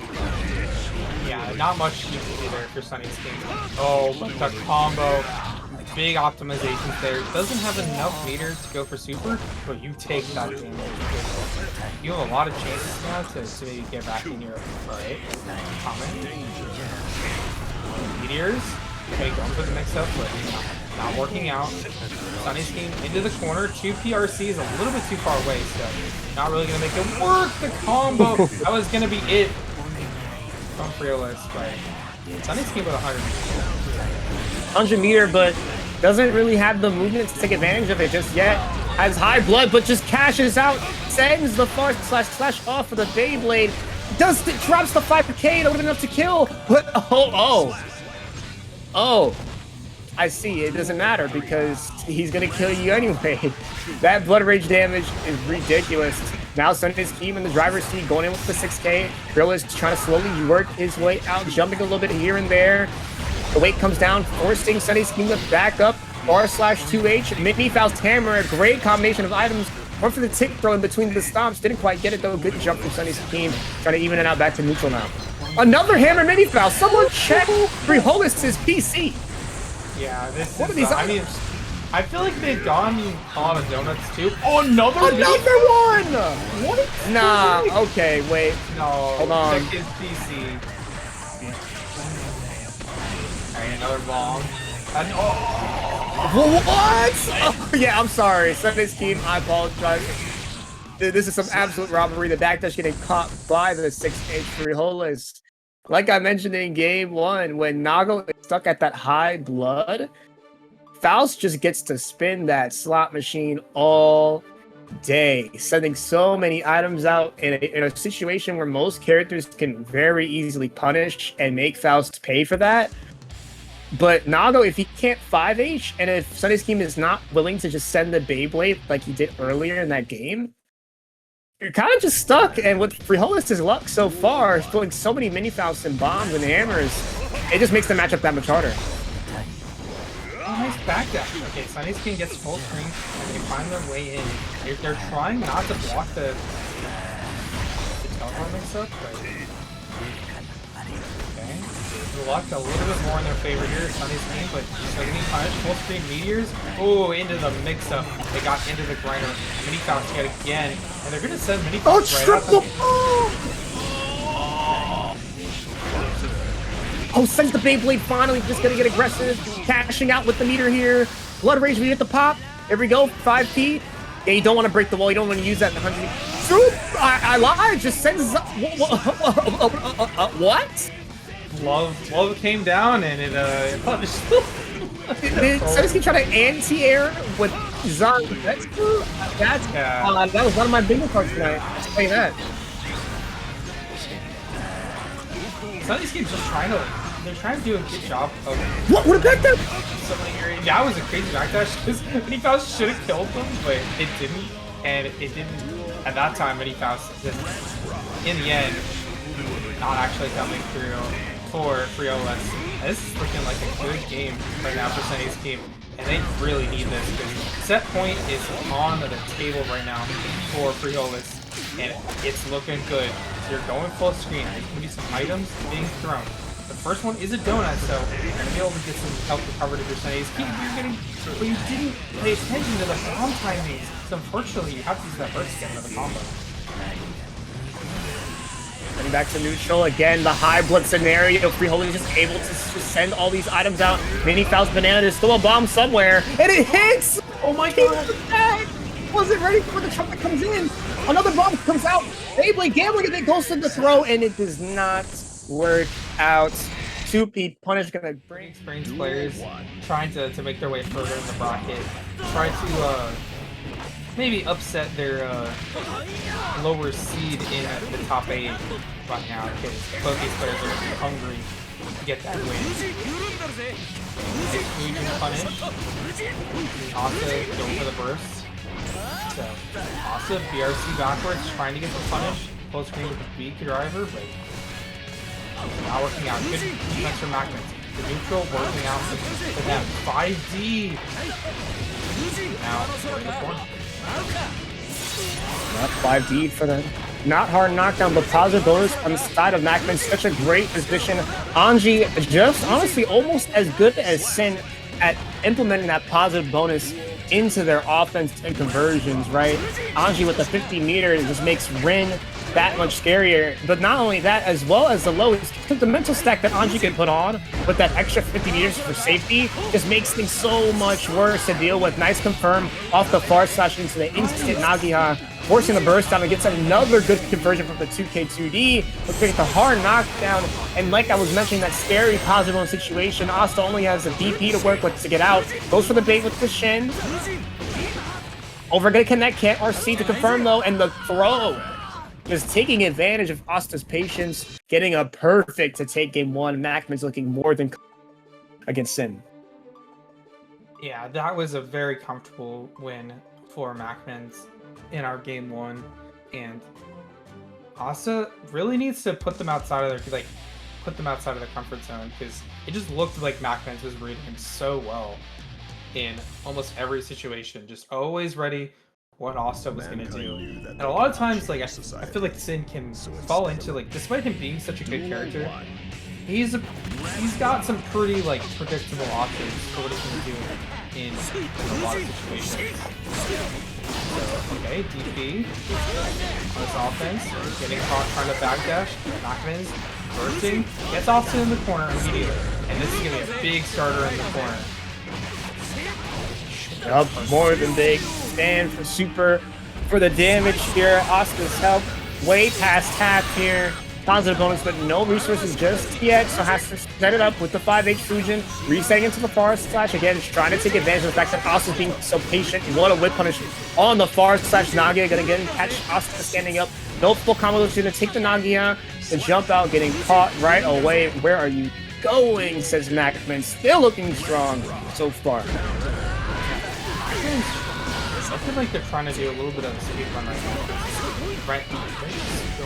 They were going right through Asta's defense, but Asta right now on the offense is actually taking the win. Big hard knockdown and damage. It's just racking up right now. So MacMens does have burst now, so they're going to be able to get in a situation if they want to, but it is pretty much a hero burst, just like go for it. So Asta takes that round 2 in a pretty dominant fashion. Perfect to finally fight back. Yeah, big perfect there. Finally looking a lot better. There we go. Big 2K 2D to interrupt the Fujin. Not afraid to spin as much as we were at the start. Just going for Gazelle step though. MacMens running straight into that with a big Fujin. Another Fujin into Rin. Another Rin. No, are seeing it early into the throw. MacMens still has a lot of tricks. Fujin. Another RC and baits out the YRC as well. A lot of option coverage coupled with that layered mix up. 5K for the counter hit. Well, back to neutral now. Both players walking back. A lot of 2S action from Asta getting really aggressive. Has to make something happen, but MacMens with this help, you can chill out just a little bit. And what a throw. Step, not letting Asta get away with anything here. Up 2-0 now. Yeah, doesn't want Asta to extend that pressure.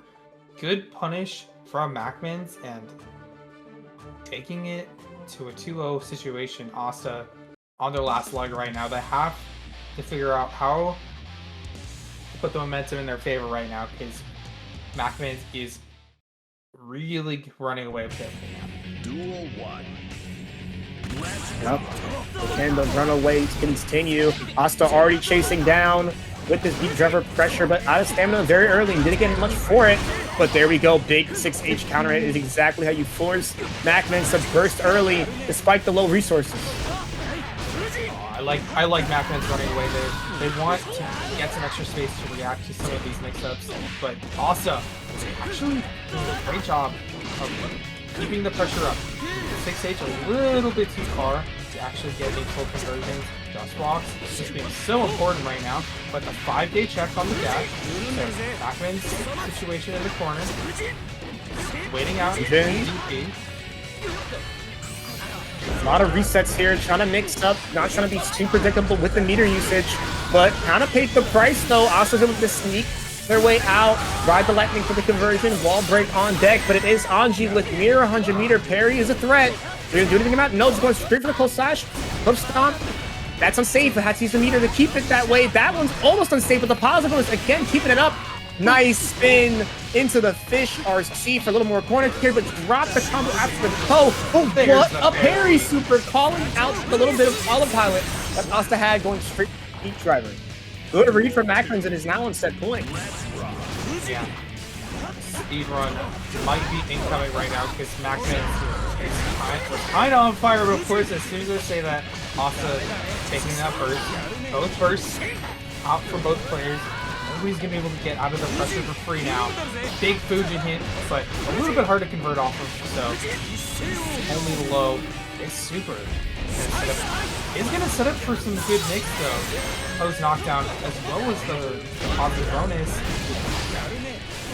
Yeah, Asta showing the DP, not afraid at all. Big hit on the shimmy, but didn't have the conversion rate. It's 2H too slow, and you can't do that on a player of MacMens caliber because he will make it hurt. Full combo to finish off the set 3-0. One of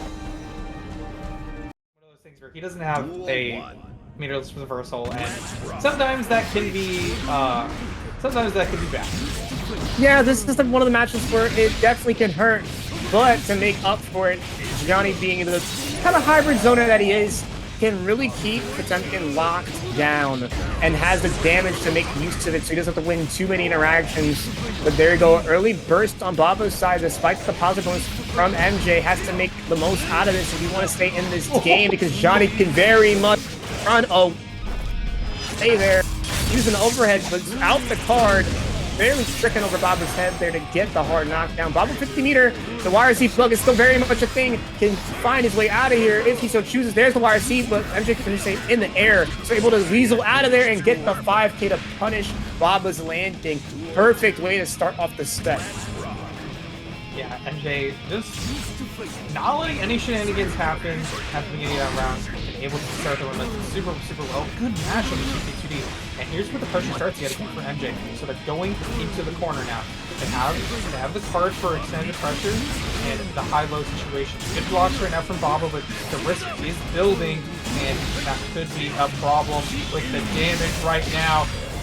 pretty decent damage, but Baba's still in it right now with burst and 50 meters.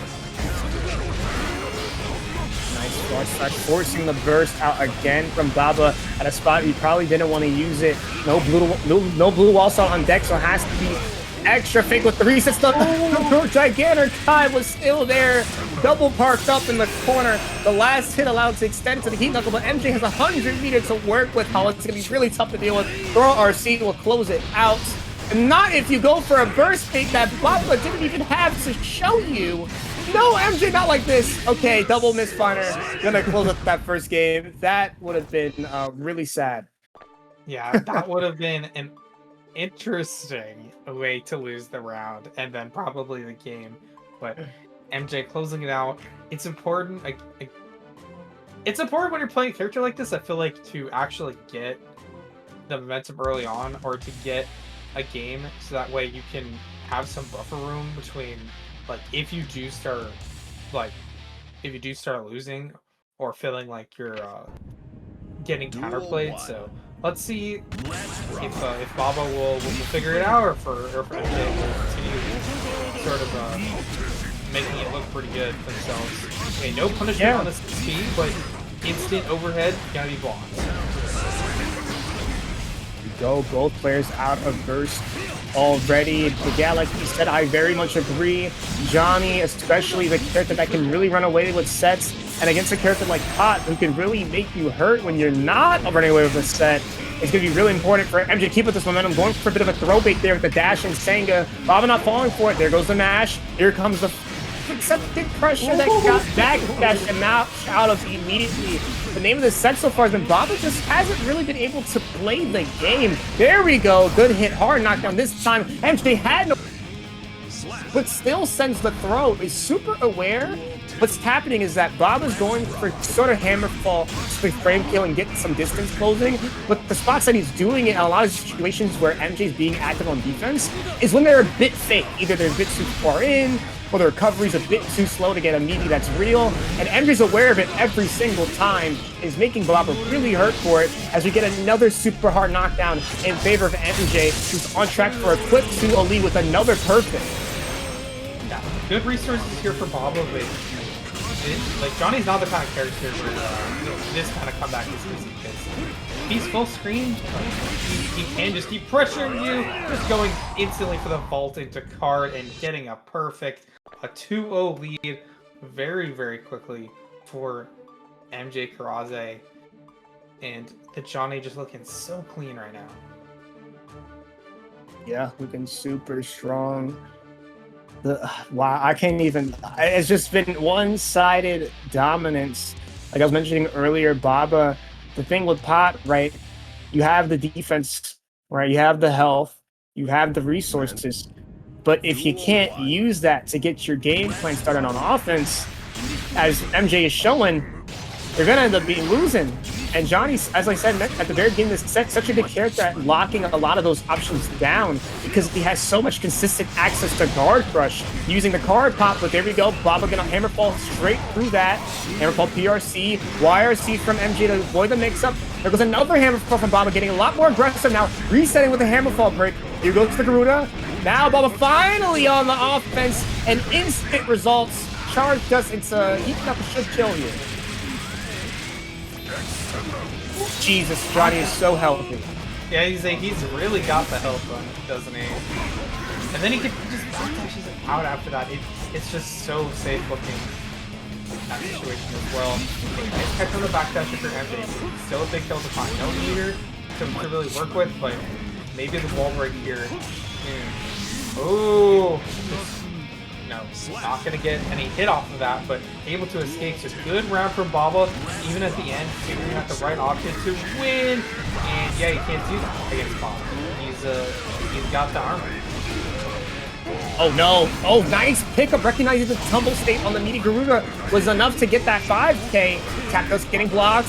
Double Garuda here. Another Garuda, but too far. It whiffs. But another whiff from the Mistfinder. Baba still in a good position here. Nice a.b.a on the Senga. Great play, great reaction, and got rewarded with the win.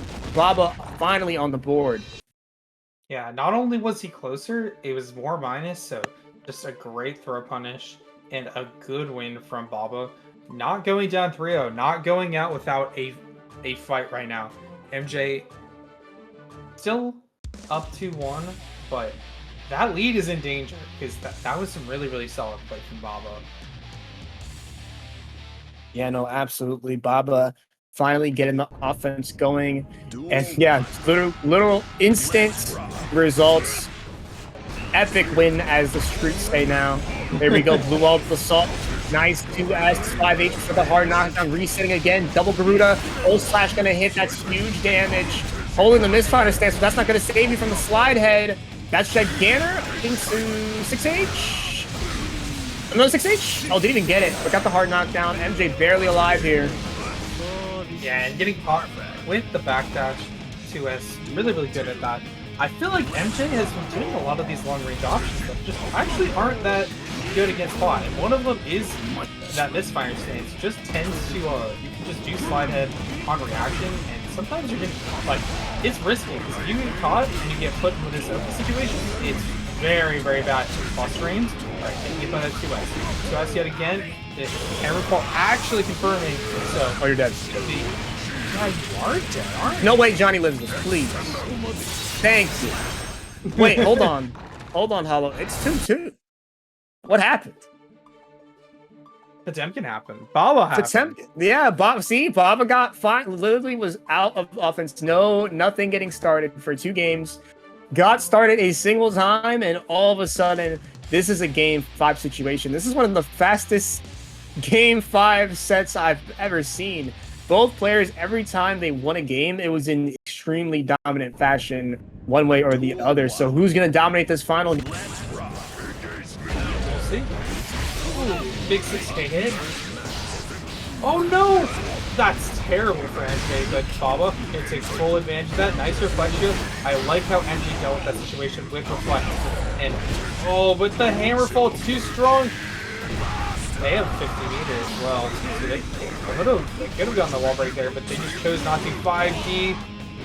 Not enough meters still. Probably. Close, real close. I think he lives. Yeah.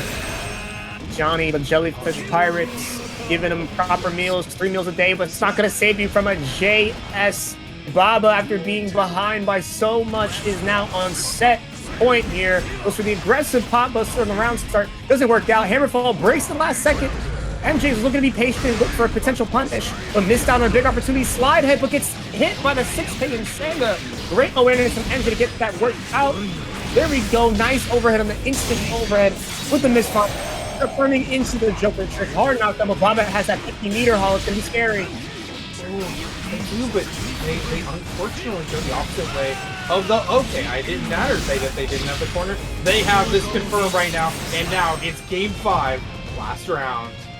Last game, last round. Who wants to move on to winners finals and get that top 3 guaranteed placement? Burst already out from b.a, so now MJ has that resource advantage. Lots of hammerfall timing mix-up from b.a, but MJ just staying still, walking back bit by bit. What a backdash to avoid the close touch. For back to neutral now. JH gonna connect. 2D for the pressure starter. 2S, double 2S. MJ staying still, just slowly walking back. Not wanting to deal with anything too crazy.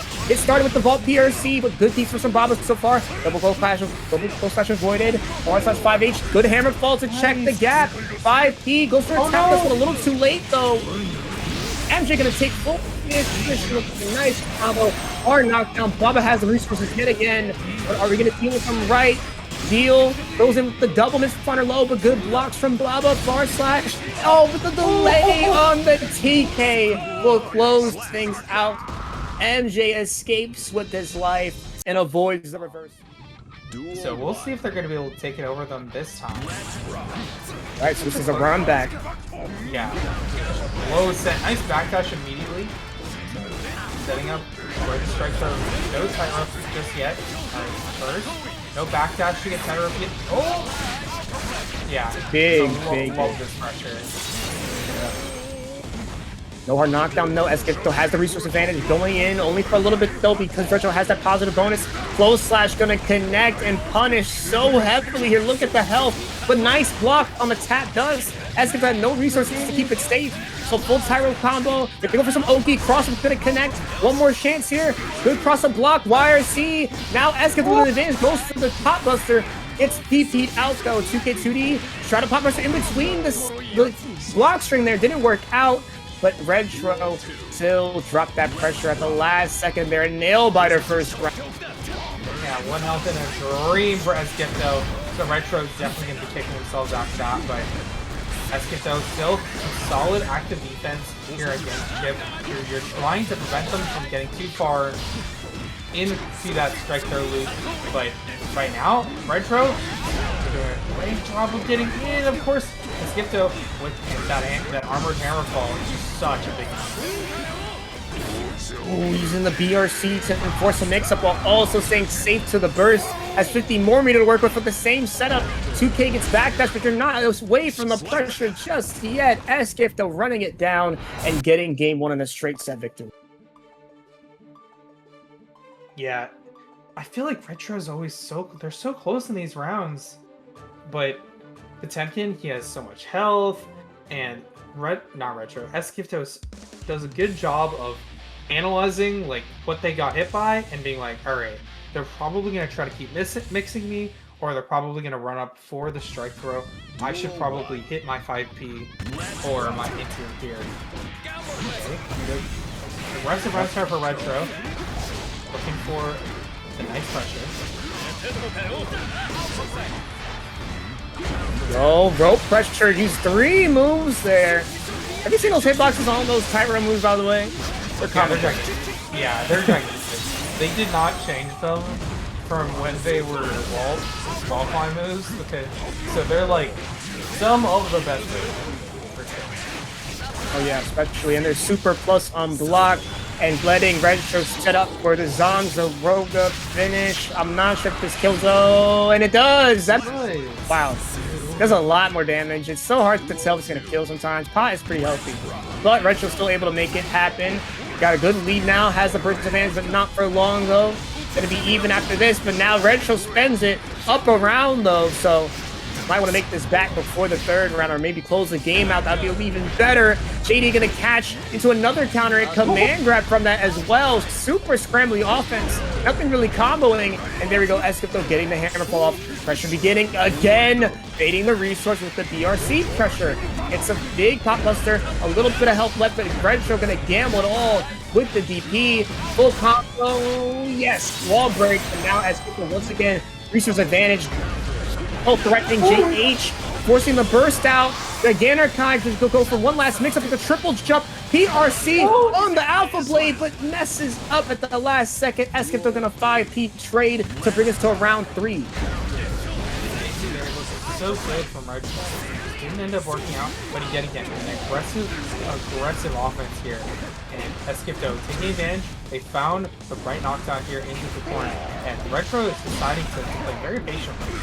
They don't want to get hit by something too big and end up losing the round. Okay, good stagger on the Rekka. Eskipto got a really disadvantage. Nice mix-up from Redtro. Hammer falls in. Garuda Impact catches the jump with the close slash super delayed it. Got the meter to convert into the heat knuckle. Great pressure, great win as Eskipto gets a 2-0 lead. Yeah, it always looks like, I think I said this, might have said this last round, but like, it always looks like Redtro is like, he's finding the right hits, and he's like getting in very, very well, but like, he's just never out risk rewarding Eskipto, just finding the right hits, the right like aggressive moments on defense that do like a lot of damage and that will always like put Redtro in a bad situation. Yeah, I'll also say when Eskipto, yeah, like you said, when Eskipto gets it up and started, has had great reads and just great option coverage on Redtro's defense, right? Has called out YRC numerous times with those BRC setups. And I mean, if you call an option like that as Potemkin, it's gonna hurt real bad. But here we go, Redtro getting a nice little combo there, gets the wall break, positive bonus as well, but still got knocked down by the slide hit, so has to back up a little bit here as Eskipto still gets these hits. Pot Buster whip, but the backdash can get caught by the second one. 50 meter for the next mix-up. We're going to see DP. No, just a jump, but avoids this Pot Buster and avoids the tackle as well. Full combo to Zanuff should kill here. Pretty low scaling. And it's not. Wow. He's a high guts though. It's one of the. Potemkin, he wouldn't be a Potemkin if he didn't survive there, unfortunately. But still, Redtro able to find that far slash. SonAceKeem, ooh, very dirty. Just walk up JD. Here, really didn't move forward off of that. Able to get the open right into Pot Buster, and this should kill. Just right next to the corner. Oh, they mess it up.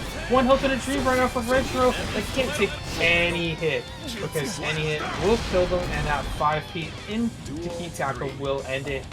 SonAceKeem, set point. Going to winners finals. Huge JS to start. Look at the damage already. Just sitting still, looking for the DP. Redtro doesn't give, but the burst out is just as good for SonAceKeem here. Massive health lead, and Chipp's damage is not going to be enough to keep up. At least for a little bit. Throw goes in. Tightrope still up. There goes. Overhead. JD. Resetting with the 5P. It gets caught by the hammer fall. Great call out on the passiveness as SonAceKeem gets in with 2 Garudas, 2 more for your trouble. Goes in with the close slash 2D. Redtro staying passive, but gets caught by the hammer fall. PRC Pot Buster to bring SonAceKeem into winner stays, loser goes. Let's get started. 2P, lots of 2Ps coming out, but MacMens gets started with that 6H to begin the Anji sequence. Baiting out the DP, no punish, though, a little too late. And that 2S was super well placed. So we're gonna get cross screen super into wall break. So now you got the time to set up wall. Oh, that was that a fake meaty? I want to say because Redtro went for that throw, it seemed pretty intentional. What a nice fake out to bait out MacMens' parry super. That was sick. Into the Zanzaroga. Pretty short combo going into it. I think this is enough. It's not. I should never play Will It Kill ever. And that's me too. I feel like I'm infamous to be like, it's gonna kill. It doesn't. Or it kills it. Okay. Or kills me, didn't think it would. Yeah. Yeah. So Redtro able to close out that first round after a little bit, but MacMens has some time. Come back. Nice long range 5-8. This is a big counter hit. Second tightrope and just setting up right into that run. Very plus tries to get out, but yeah, that air is Redtro's. You can't get out of there. That's Redtro's.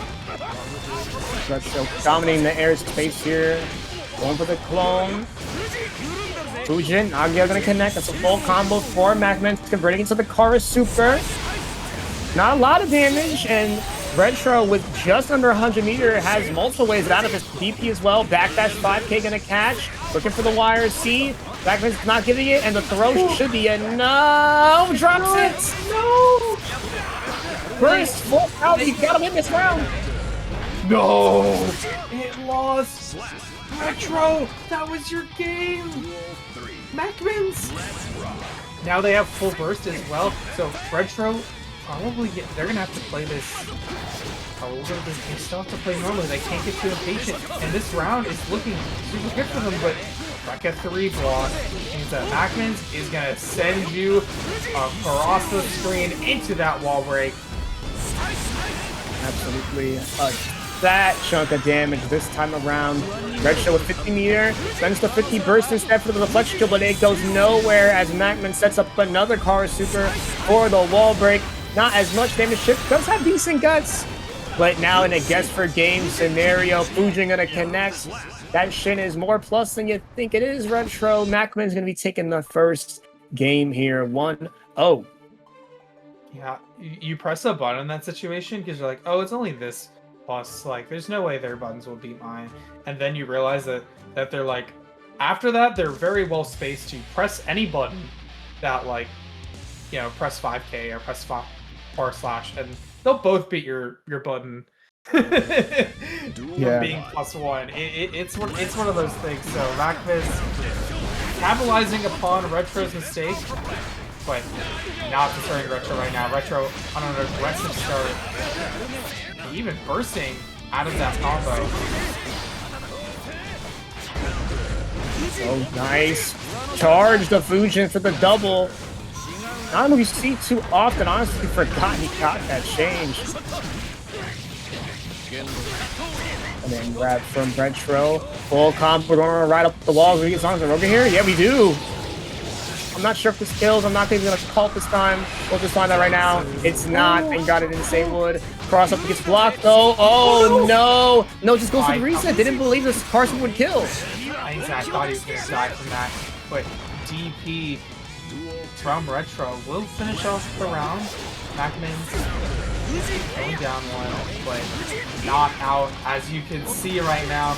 Nice backdash in the corner though. Redtro, yet again, resetting the situation, trying to keep this corner control from going into MacMens' favor, but getting into it. Yet again, just do not hit me or try to hit me on wake up. I will CP, Redtro says.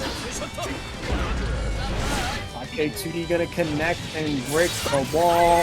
Positive bonus, but no hard knockdown. MacMens has a bit of a resource advantage here. Redtro keeping it safe. Low mix up on the RC 2K2D. Good mash. Now MacMens got a little bit of space, and that's all he needs to get the pressure started. Nagia, no RC. He's looking for Redtro to be passive, but he's not. MacMens, big conversion, forcing out the burst. Nagia, another Nagia should comp with the 5K. Not enough to kill. Looking for a bit of a safe jump. Redtro not biting though. Oh, they almost died off of that. And I think they died the chip in the end. Redtro goes to round 3, and MacMens has the burst advantage as well right now. So it's going to be very hard for Redtro to actually get their burst back in this round. Absolutely great corner control, locking Redtro down. Redtro feeling absolutely trapped, trying to back that jump. DP their way out, but nothing's working. The door is stuck. Shin for the pressure. There goes the DP one more time. Wake up. Parry super gets thrown. Again, has not been baited by it at all here. There we go. Burst out from MacMens trying to close out. ASAP 5K 2D off of the shuriken. Gonna go straight for the wall break. Good corner carry on the super. But once again, MacMens has that 50 to play with. Are we gonna wake up with anything? No, just blocks it out and baits the burst as well. 2-0 lead for MacMens now. MacMens, just very strong defense not to fold there. Good reaction to the overhead. So just coming out on top in these exchanges, it really just, and similar to how it was in winners, it just feels like Redtro is losing in some of the attrition wars. Like, they'll get a lot of hits, but they won't actually like be able to finish off the round. Because yeah, no, I agree. Because Redtro, yeah, definitely hitting the combos, not dropping as much. However, just like every time, like we mentioned before the set started, Anji just has that survivability. But live with just a little bit, and then Redtro would try to get that last hit, try everything possible, and then it still wouldn't work out, and then MacMens would just find a way to rob. And that's what it's been like for a couple of these rounds so far. The MacMens on the dominant seat right now, looking to close out this round and put themselves on set point. Doesn't get the wall break though. Oh, with the backdash, it's still one more chance. Oh, but the RC high into low. So now MacMens on set point. Redtro has been doing a lot of these aggressive round starts, trying to get the pressure started early in these rounds. But MacMens always calling them out on defense. The 2P is just such a menace. Okay. Nice. With the spin, Butterfly gonna punish that jump in. Nagia, full combo opportunity again, looking for the burst. Redtro not giving it though, good discipline, and now MacMens drop. So now you still have that burst to work with for the next interaction. At what? I was gonna say at what cost? At this cost right now, you didn't get your first baited, and now you're back here on offense, able to play this neutral, and just so strong. Toss up into the parry super, and finally, at the end, the parry super works out MacMens with a solid 3-0 over Redtro, send them out of the tournament. Third time's the charm for the Perry Super. Not feeling the fear at all. And that's what here we go, staying on the winner's side here. SonAceKeem coming back on Potemkin, carrying the Potemkin torch, but has to get through MJ, who has shown once already that he's more than capable of slaying Potemkin, but can he do it again? Can he slay the more aggressive, more active Potemkin? And looking at Brett get there right now, but immediate wake up super. A little bit too close on the Taro. So gonna be put in a little bit of disadvantage. Oh yeah, what are you pressing? That was a pop buster. MG got you right there. SK 6K. Gonna check the dash, and MJ taking that round in a pretty strong fashion. Yeah. Super strong as always. MJ was so comfortable against Potemkin, knows just how to call out these options that SonAceKeem's trying to represent, who's super active on defense so far in this set, but MJ has had the timing every step of the way. Hard knockdown with the That's My Name. Gonna again start off with the air deal. Looking for the burst. Nope. SonAceKeem not giving it. Hard knockdown one more time. Double J's on the ground. SonAceKeem still alive. Decent guts, resources as well, Alan. Let's burst. Okay, now they have 50 meter, and that 50 meter is going to get them the air throw. Still a bit of a disadvantage. Nice catch on the back down, and that whiff throw is unfortunately going to be the end for SonAceKeem in this game. Game one goes to MJ. Yeah, just looks so good at fighting pot. Johnny just makes the life super tough for pot players, right? Just has so many ways to cancel out what is usually some of the best, like, as the characters with no reversal. I would say pot has some of the best defense in the game, along with May, because not only does it have a decent mash, right, but then he also now has pot buster is a legit option to call out so many things. Combine that with Hammerfall, but now you have a way to deal with most sequences that some characters, a lot of characters can't deal with. So a unique way to deal with a lot of that stuff. But MJ on Johnny, right, with card prop especially, the turn up, guard crush, makes it so that none of those options can really be represented. But as I'm saying that, SonAceKeem though, reversaling that spot from the ring back in the corner to dealing so much help from MJ, who gets that little shimmy off with a double in Senga. It's not in the best spot. As if there's a 100 meter here. Yeah, 100 meter. Oh, look at this round start, just far slash, trying to keep it so that they can't use any meter in this situation. Hitting the burst as well from long range. You're dead. You're gone. MjKurase, super good comeback in round one of game two. What do you burst? Super insane comeback here, especially to go up with the burst lead. It can go up 2-0 if you keep up the momentum here. What a conversion using the 2H there. Good block on the TK Mistfinder. Has to keep more of those defensive sequences up if you want to come back. And instead of being down 2-0 against MJ is such a grueling position. We saw Baba fail to do it. But can SonAceKeem though get out of the situation right here now? Another hard knockdown. Just the plus trains. SonAceKeem though trying to match in that situation. Pot doesn't really have any true reversal, like you said earlier, so they can't really like use anything other than YRC in that situation, but SonAceKeem probably needs to look to do that, because YRC or burst are the strongest options here. PRC trying to far slash and get a hit, but MjKurase, such good control here. Even without meter, they still have the burst and just the walk up into the throw. Man. Yup. MJ recognized the fact that SonAceKeem was just chilling, trying to avoid getting chipped out or randomly clipped by a Mistfinder, right? But to do that, you kind of got to sit still, just wait a little bit. But Johnny with that 15-frame dash, quite literally unreactable. Two of those half-a-second passes, and now Johnny is directly in your face. SonAceKeem, understandably not ready, but is now down 0-2.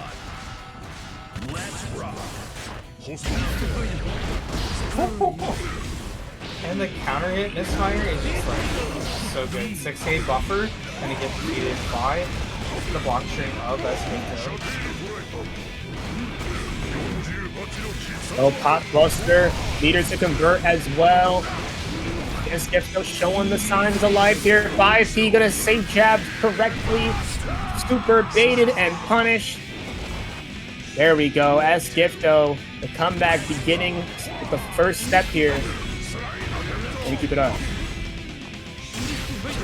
It's neutral low, looking super strong yet again for MJ. Just doing a lot of plus frame right now. Actually mashing. So that's going to be a wall break situation. Skifto, what do you do on the defense here? You really need this round. You don't want to let them back into this game. You need this comeback right now. But right now, MjKurase is just looking super strong on the fight. Oof. Converting into the 6H there and some meaty JK. Skifto caught mashing again. Keeping the distance now, backing up, looking for a misfire. 6H, 6K rather, but didn't go for the Insenga this time. Wasn't quite ready for that slide head. But a misspaced Mega Fist gonna dash right under with Johnny's immaculate dash speed. And now MJ on set point here. Skifto, you gotta dig deep. You need to find something right now for Skifto because there's no more time in Winners Finals to land that comeback. You have to start now. Oh no, that's so much meter wasted. And the burst. So now Skifto with very few resources. Obviously, I mean, you're Potemkin, you have time to get back, but it's still just so much spent. Good catch from MjKurase. PRC trying to get behind, but not able to. Asta blocked out this block string. Skifto, what's the option here? Good air to air. They're keeping him in the corner, but the punish coming up from MJ. Yeah, Skifto getting really aggressive with these hammerfall break resets. Almost caught that as but unfortunately that is not enough to kill. Oh, I lied. I didn't even know that OTG'd after. What? That's crazy. I'm talking about just a kid. Looking this up right now. He does it at every major on stream because he just looks at the camera. Oh, he just stares at it with a blank face? Yeah, he just stares at it with a blank face. I've done that before. I did that last year at Comic Book. I was on stream for a set, and I like just spooked the camera for a second. It's fun. But speaking of spooky, Faust on the screen. Frijoles is up next to face MacMens, and a whoa, crazy trade to start things off. Yeah. Alright, no burst, but gets the trumpet here. Nice jump over from MacMens. There's a kill on the ground. Oh, already destroyed. Doesn't matter.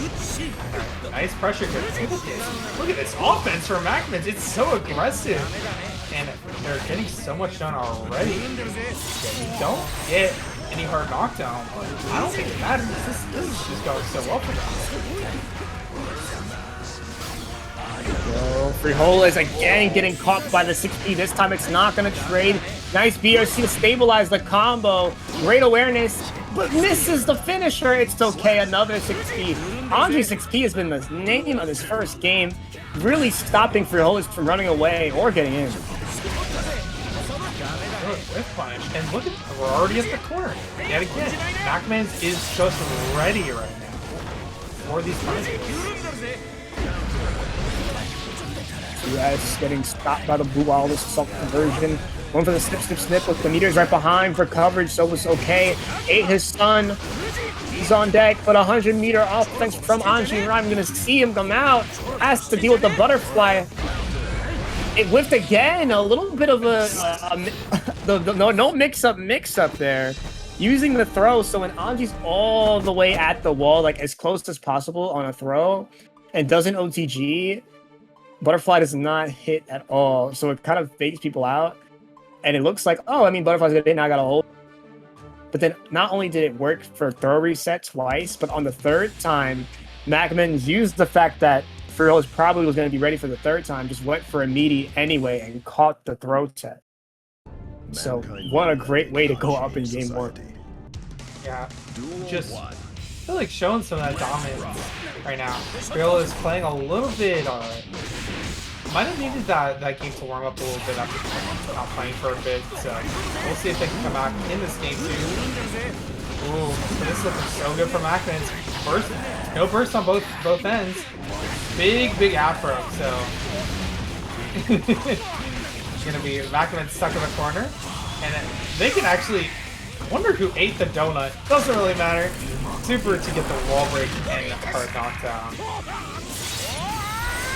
Yep, great situation for Frijoles here, but MacMens just a 50 meter. Frijoles honestly showing a little bit of fear of that 50 meter, and that's exactly because parrying through all projectiles and the 6H. And now MacMens in a great spot. 2S counter, catching the greedy item throw. Super PRC is gonna be enough to kill.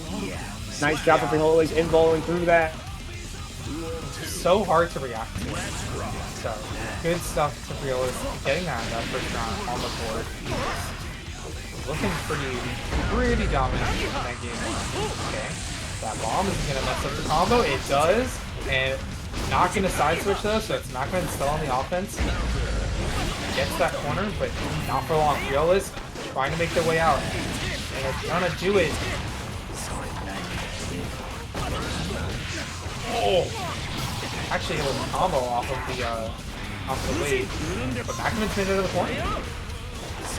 And resetting with the PRC, but Frijoles good discipline. Now MacMens out of burst, spends the 50 meter, couldn't get anything to go, and Frijoles gonna actually just spend the goal burst. Couldn't snip because he spun the banana at the last second. It was supposed to be a great call out. It was an even more insane play from MacMens. That was, I have never seen an interaction work that way, but another super PRC gonna bring this set to an even 1-1. Yeah, I think bringing us our first close set in a bit here, because I think we've been 3-0 central for the past two. So. Yeah, super dominant for whoever has been winning these sets in top 8 so far. I'm still reeling from that banana interaction. That was crazy. The spin on the banana. I forget the banana. Technically, it does have a hitbox. Believe it or not. Yeah, I mean, wow. Here we go, game 2 getting started. MacMens starting off, forcing Frijoles to the corner. No burst out from either player yet. Again, the 6P. MacMens is so ready for these love resets. Does not want to let them get any pressure. Nice hop! They don't get hit by the weight, so that means they get to continue the pressure here. Basically, more free. Right, another meter. All the meters spent now. So, oh, but no super PRC. If they just put the super rock there, that would have been the win. But MacMens able to sniff out that situation. Buddies from Frijoles trying to get some space, keep MacMens at bay, going for the thrust. 5H twice here, throwing so many pokes out, just trying to be as preemptive as possible as MacMens slips on the banana. Hard knockdown on the buy. Frijoles some time to get some items out. Unfortunately, they were not the best.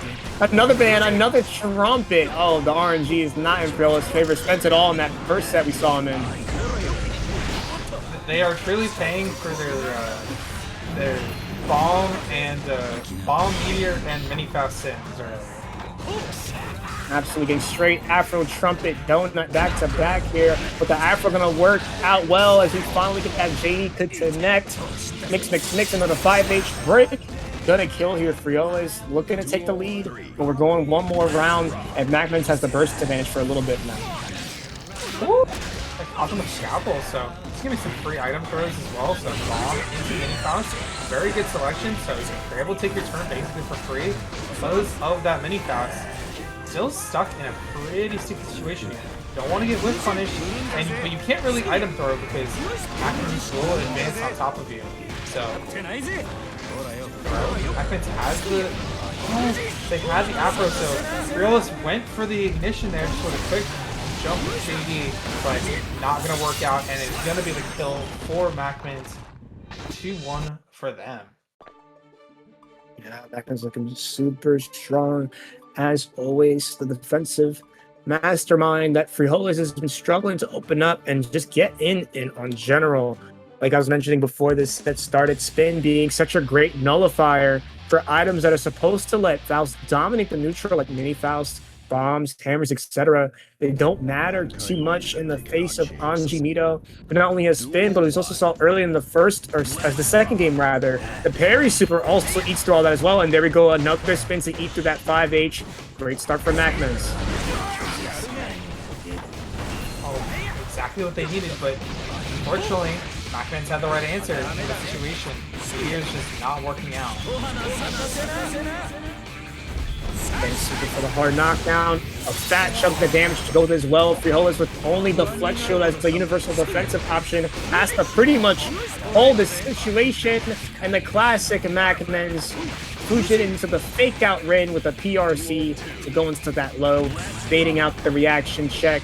And it works out. MacMens now on set point here. Good spin to get out of the corner. Like you said, that 6 is very, very good. Just can't press anything, Druice. Oh, what a deflect shield! Yeah, the deflect shield into that is kind of crazy. Oh no, no combo.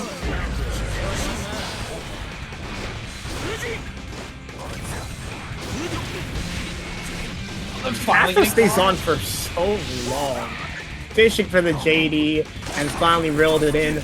Gonna get the shin breaker or the wall break here. Not too much damage. MacMens with a lot of guts to go through. And also 50 meters. Try to send the Nagoriyuki right off the bat. Tap dust. Not gonna be enough to kill though. The 5 guts coming out to play here. Has to go for a super hard knockdown. But now you're giving MacMens even more resources to play with from the tension side. Yeah, at least you get the hard knockdown in the situation. You're gonna be able to throw some items, and there, the love into Scalpel. Not focusing on the randomized items, just trying to find that last hit. Maybe a little bit fish for J2K though. Gonna finish this off, and now set point for MacMens, but Frijoles only needs that one round to send us to game 5.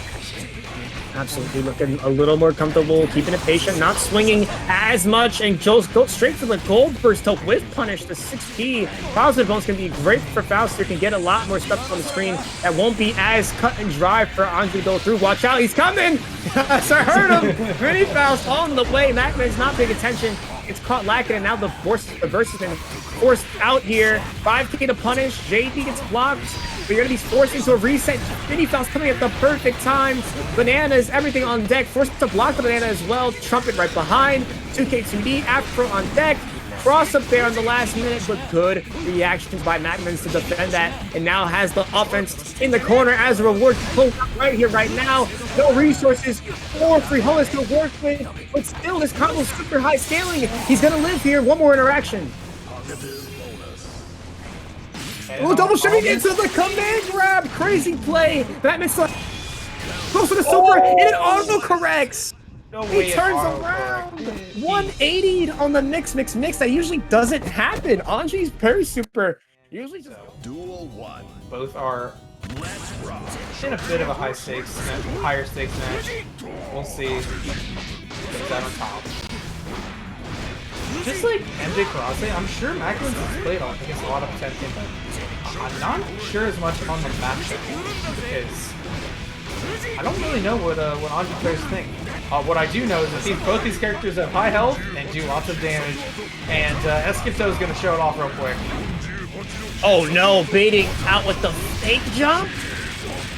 MacMens, the muscle memory failing him there, as Eskipto perfectly baits out that reversal parry and gets a pop buster into the first round victory so far.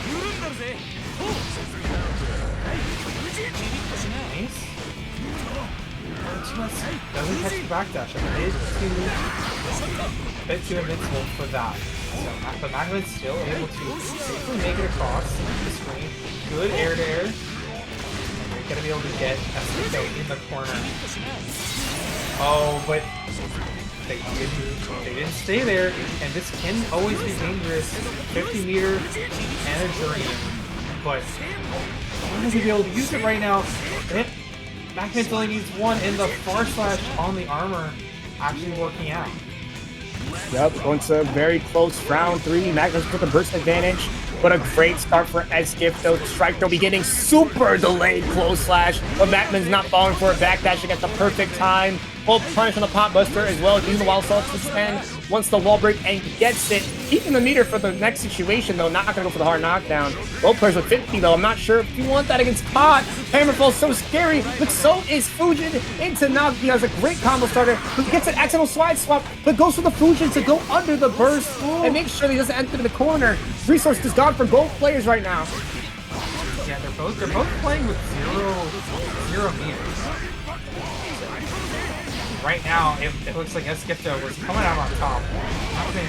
Having a hard time getting back in here. Nice catch in the air, and that should be. Oh no, that's not it. And that means that MacMens has another chance. Got to build 50 meters here. One interaction needed, and the hammer fall out of the corner to get the kill. SGift with game 1.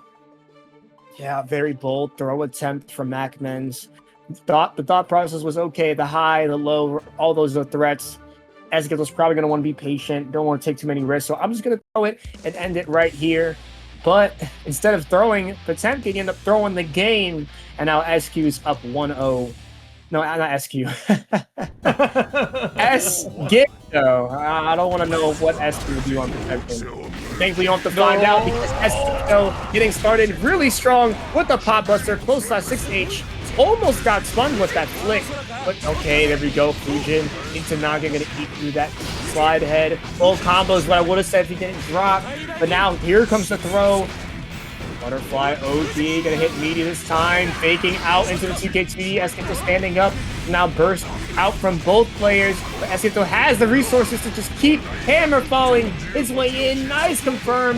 MacMens not blocking on Wake Up, is now gonna hold this pokey. It's hit by that close slash, but drops the combo, just went for a reset into the Garuda instead of probably what should have been a hammer fall, but it's okay, still close out the round.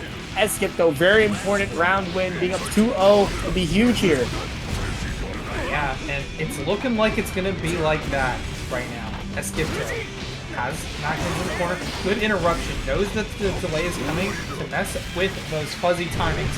And right now, SGift is just taking hold of this offense right now. 50 meter, 50. Goes for the 5D RC and the Pot Buster to beat the 5P. SGift 1 game away from going to those grand finals. 1 win away. MacMens, for the first time in this loser run, is looking like he's struggling here. The offense from SGift has been super tough for MacMens to stop.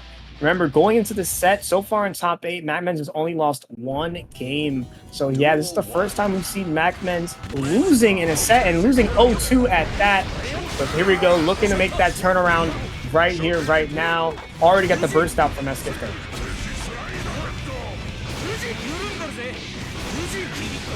Conversion. 2KT, the Fusion pressure is super good right now. MacMens on the aggression. SGift 50 meters still has options to make their way back in the round, but they have to play a little bit slower. Just the JPs, they saw that the MacMens did their RC back, so they knew they couldn't get an air throw. Good OP in the corner. Good jump though from MacMens. And another jump to avoid the Pot Buster on the reset. Great defense. MacMens knew that SGift was going to try to be aggressive to close this last game out, but potential last game as quickly as possible. Oh, what a call out on the jump. 2 jumps fooled him, but not the third. SGift all over that with the Kara Heavenly. Not going to kill, though. And MacMens has that positive, but nice frame kill to fake it out with the 5P with Pot Buster again. And SGift brute forcing their way into a set point here once that run back with MJ. Yeah. Looking like it will happen right now. 2P, the 6H, MacMens trying to find the way to get back into this game right now. This round's looking really good for them, but he can always turn sour with the 350 meter from that so you have to be super careful. That's a big conversion. No kill right now, and a 1 health in a dream for Eskipto. Very possibly in that chip range, but just the stagger 2P on MacMens will take it. 1 round away from going to that game 4, but will MacMens actually be able to close out here? Oh wow! Faded out both the goal burst and the throw tech, but couldn't punish either. But it's okay, MacMens still finding a way to get the hit and get the hard knockdown with the fan super hard knockdown one more time, baiting out a throw once more. Eskipto not falling for it this time. 5K for the pickup on the Nagoriyuki. We got one more open situation. Goes for the butterfly, but Eskipto brute forcing with the hammer fall. 1 pop buster, gold burst from MacMens wants to close out this game, but gets caught by the Mega Fist. Close touch gonna connect. This should be very close. I don't think it's enough. Wait, hold on, it is! No wall stick though, it would have been, and the parry super goes the wrong way! The RC to stay safe. Both players, 1 hit will close it out for either side. And the flip that back will send MacMens home. Eskipto with the 3-0 will be moving on to grand finals. We're going to get a run to take it home. Let's find out.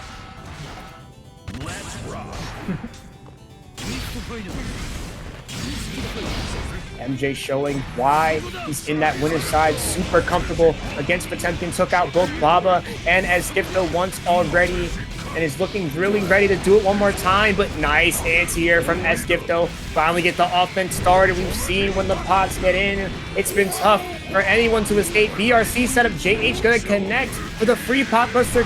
Finish to the round. Eskipto starting off hot. Yeah, very good round 1 for them, and MJ is going to be like coming off, like, it's been a while since they've played, but shout out to Tame Manus for donating $20. Thank you very much. But no 50 meter here for MJ, so you're not going to be able to get hard knockdown. Oh, and that round start getting messed up by Hammerfall, but honestly, oh, I really thought that was going to happen. Someone keeps happening in a second there. Yeah, it's the second time that JS has been called out with the Heavenly, but both times MJ has barely snuck past that grab box. Now we're going to round 3, a very important starter for either one to set the tone in this grand finals. MJ only needs 3 wins, while Seth is going to need 6. So starting off with the lead is going to be great. The less games you play from that loser side, the less tired you are, and the more tired you're going to make your opponent too. It's going to be great for the mental. Great start here, hard knockdown, no burst or anything on the side of MJ. Who has to hold this mix-up, gets caught by the low. Not too much damage on the conversion, but not blocking on wake-up. That's how you lose game 1. Eskipto with the pop buster, taking our first game of grand finals here. The 6 games now has gone down to just 5. Yeah. It's it looks like Eskipto is really building off that momentum right now. And MJ, they need to they didn't even lose a game versus Eskipto in that first set, so probably a first. This is a first for them today. We'll see what they do to adapt. Already seeing a bit more of a range. I love the use of Hammerfall in this matchup because it is kind of like all of the armor moves are not necessarily easy for Johnny to deal with overall because he doesn't really have any ultimates. So, this should kill. Yeah, and it does. Great point you just made there. And Eskipto using that to full extent along with the gigantic Kai conversion. There goes a Hammerfall round start. Still has a nice lead of being up around. Means you can make a couple more mistakes, especially with the help that Potemkin has of MJ getting that Johnny pressure started. A little delay on the TK overhead. Catching Eskipto, mashing. Now full combo here. It's bursted, but now we're still right back where we started in the corner. And now we're going to break that corner with a super hard knockdown. MJ in a prime position to take this round. What happens in this interaction? Okay, immediately Eskipto on the offense. They have them in the corner, 6 feet into that. That was very difficult. they're very lucky that they were actually there when that happened. But MJ taking a pop buster, but not taking a second one. Immediately gonna wake up Super, hit that wrist, and have it pay off. But they still need another round to put a game on the board. Absolutely right here, but throwing the 6P is exactly how you get that started. SKFL again, not blocking on the wake up here in a tough spot. Still has burst to work at another 6P, not afraid to throw that out.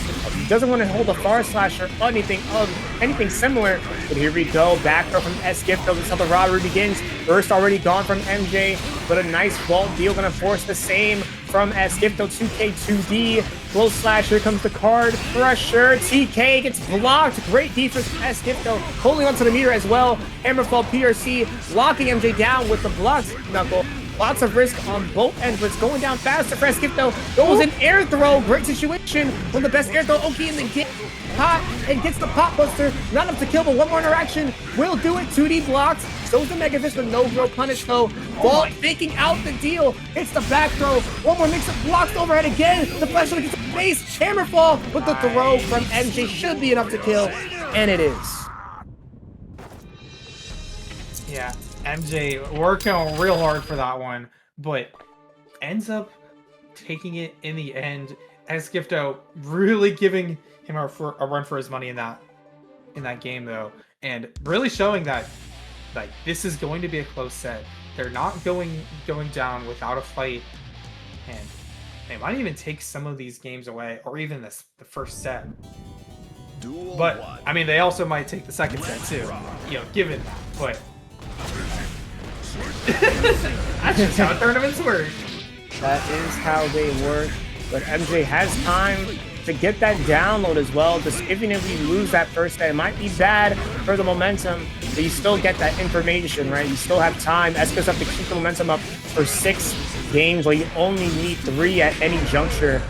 Ooh, oh my, boy. No, the autocorrects on the Hammerfall, and the super getting baited by the Safe Chat 5P. An excellent tool they gave Pot as of, I believe, season 3.5, but a nice burst. MJ not wanting to hold whatever came after that.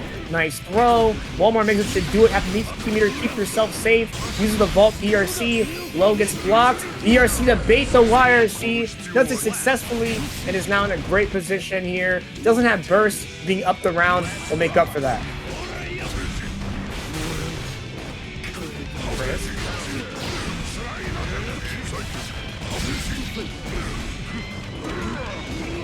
You can see the Mistfinder just going directly into the armor. That is just dangerous for them, for sure. But this pressure is not dangerous. That's 6K. That was definitely not meant to just be 6K. I think some sort of Kara. And the RC. So maybe SKFL's turn. SKFL trying to force MJ into the corner. Not able to. Lots of good pressure. Nice 5B match. Gonna convert into the Kara Gigantic. Is the Heat Knuckle gonna be enough? No, not quite. One more hit will do it though. Tough situation, but uses again the fake vault into the back throw. He's in the situation once already. Not going for the burst bait. One more interaction. Super should do it here. Goes for Joker's trick, and it is still enough. MJ 1 win away from taking the tournament. Yeah. Didn't finish off the combo with a wall break on purpose because they wanted to get the guaranteed kill in the next interaction. They didn't want to have to think about Potemkin at mid-screen, even if it was a knockdown situation. So, I really like how MjKurase played that. Super smart, and they were able to take the game off of it. Yeah, absolutely. And now only needs 1 more game to close it out. Wait, am I bugging? Yeah. No, you're not. I'm bugging. I'm not bugging. Okay, I'm not bugging. Okay, got my schizophrenic? Like, what's going on? All right. You weren't bugging. MJ getting started here. Good throw. 5-ish Mistfinder. 5P. Didn't confirm it's a hard knockdown, but got the flip that back counter hit. But again, still not making the most out of these hits. Gets these 6Ks to hit on the wake up, but not ready to confirm them. And now going to be paying the price here as he has to force the burst out to avoid that Johnny pressure. Nice heat tackle. Pop Buster PRC to cover a potential fuzzy jump or backdash, but you lose the damage as a result. MJ going to take advantage, getting that vault pressure started. 6K and Senga. Low going to connect. Resetting with the deal. Needy with the frame kill. Low. Overhead blocked again. Escato's been really on top of these 50-50s. I love. Nice But punish, still though. to hold even more. Another one coming up. Blocks the delay overhead again. With the hammerfall getting stuffed out, but the Mistfighter has to hold even more pressure. Escato getting a little tired of blocking. The overhead hits MJ on tournament point now. Yeah. MjKurase never really losing control there in the corner. Always beating the hammerfall before it even came out. So, it's looking so good. But this is Esgifto's turn to show us what they can do in the corner. Because right now, they had the right resources. And it's looking like MjKurase is making their way out right now. They're using those big normals. Nice hammerfall. And you're able to get... I think this should be the kill, right? Nah, a little too much guts on the side of Johnny. /5H gonna confirm it to the hard knockdown. S Mistfighter. More. There we go. Baited out another option with the dash and Senga. But wake up, hammerfall. The knowledge of Esgifto to get through that setup. Knew that Pop was able to do so. And now, going to bring us to round 3. Pop Buster to get things started. Can we get another one? No, the counter glow slash going to go out instead and force the burst. Another hard knockdown for Esgifto. The lane close slash going to hit this time. Full conversion. Doesn't even need the heavenly. Hopefully, please go. Okay. There we go. Perfect round from Esgifto. Going to bring us to a game 5. We're either going to get a reset or the tournament is going to end here, a 50-50 to end all 50-50s. What do you think is going to happen? I think it's gonna be a crazy match, and it's gonna come down to it. Both players are playing super good. They're going back and forth. And Esgifto's really fighting for it back. Like they were not able to close out a game in the. I'll say it again. They were not able to close out a game in the first set. Now they have 2 of them, so anything can happen really from here. And MjKurase still looking strong, but needs to find some of these answers because right now they're getting punished. As you saw on the left side of the screen, nice backdash, but you can't backdash spot when you have 50 meter. You're gonna die. Goodbye. Oh, well, I look down, I look up. Esgifto won the round, and now needs one more to reset the bracket, but a hammerfall at round start being blocked is not the best start. Macho Man, cut out the card. Low gonna get blocked. Throw tech though. Back to neutral. Slide head, hammer falls, armor coming out at all angles here. And Senga, but no 50 meters spent. Baiting it out, looking for Esgifto to be late on the call out. It was right here, but still not making any too big of a combo from it. Triple delay, close slash, finally catching Esgifto mashing with the 2S. And the card is still out there for the 50-50. Low gets blocked, throw RC. Should be enough. Esgifto's gonna hold on to this first for one more round. Reset or tournament. Who is going to take it? Nice start for MjKurase. Oh, they tried to do a stagger situation there, but Esgifto didn't fall for it, so now MjKurase is in the corner, and it's super dangerous. Nice 6K. It is actually going to get the side switch. Oh my god. What's his name? Oh. Johnny, hard knockdown situation. Esgifto has a good amount of health and resources to work with. The flex shield to get away from that 50-50 there. Didn't want to hold it. Mistfighter still sends it for the overhead. Not enough to kill. Esgifto gonna have resources for one more interaction. Sends the deflect shield. Doesn't get away though. Gets the air throw with 50 meter. This is really scary. Deflect shield from the spot of MJ. Locking down with the heat knuckle. Double re-jump, 2D, Mega Fist goes unpunished with the spacing, but another fake bolt into the throw on the overhead will send us home. MJ again escapes a reverse, not a reverse sweep, but another 3-2 victory over Potemkin. MJ is your ParagOnline 39 champion.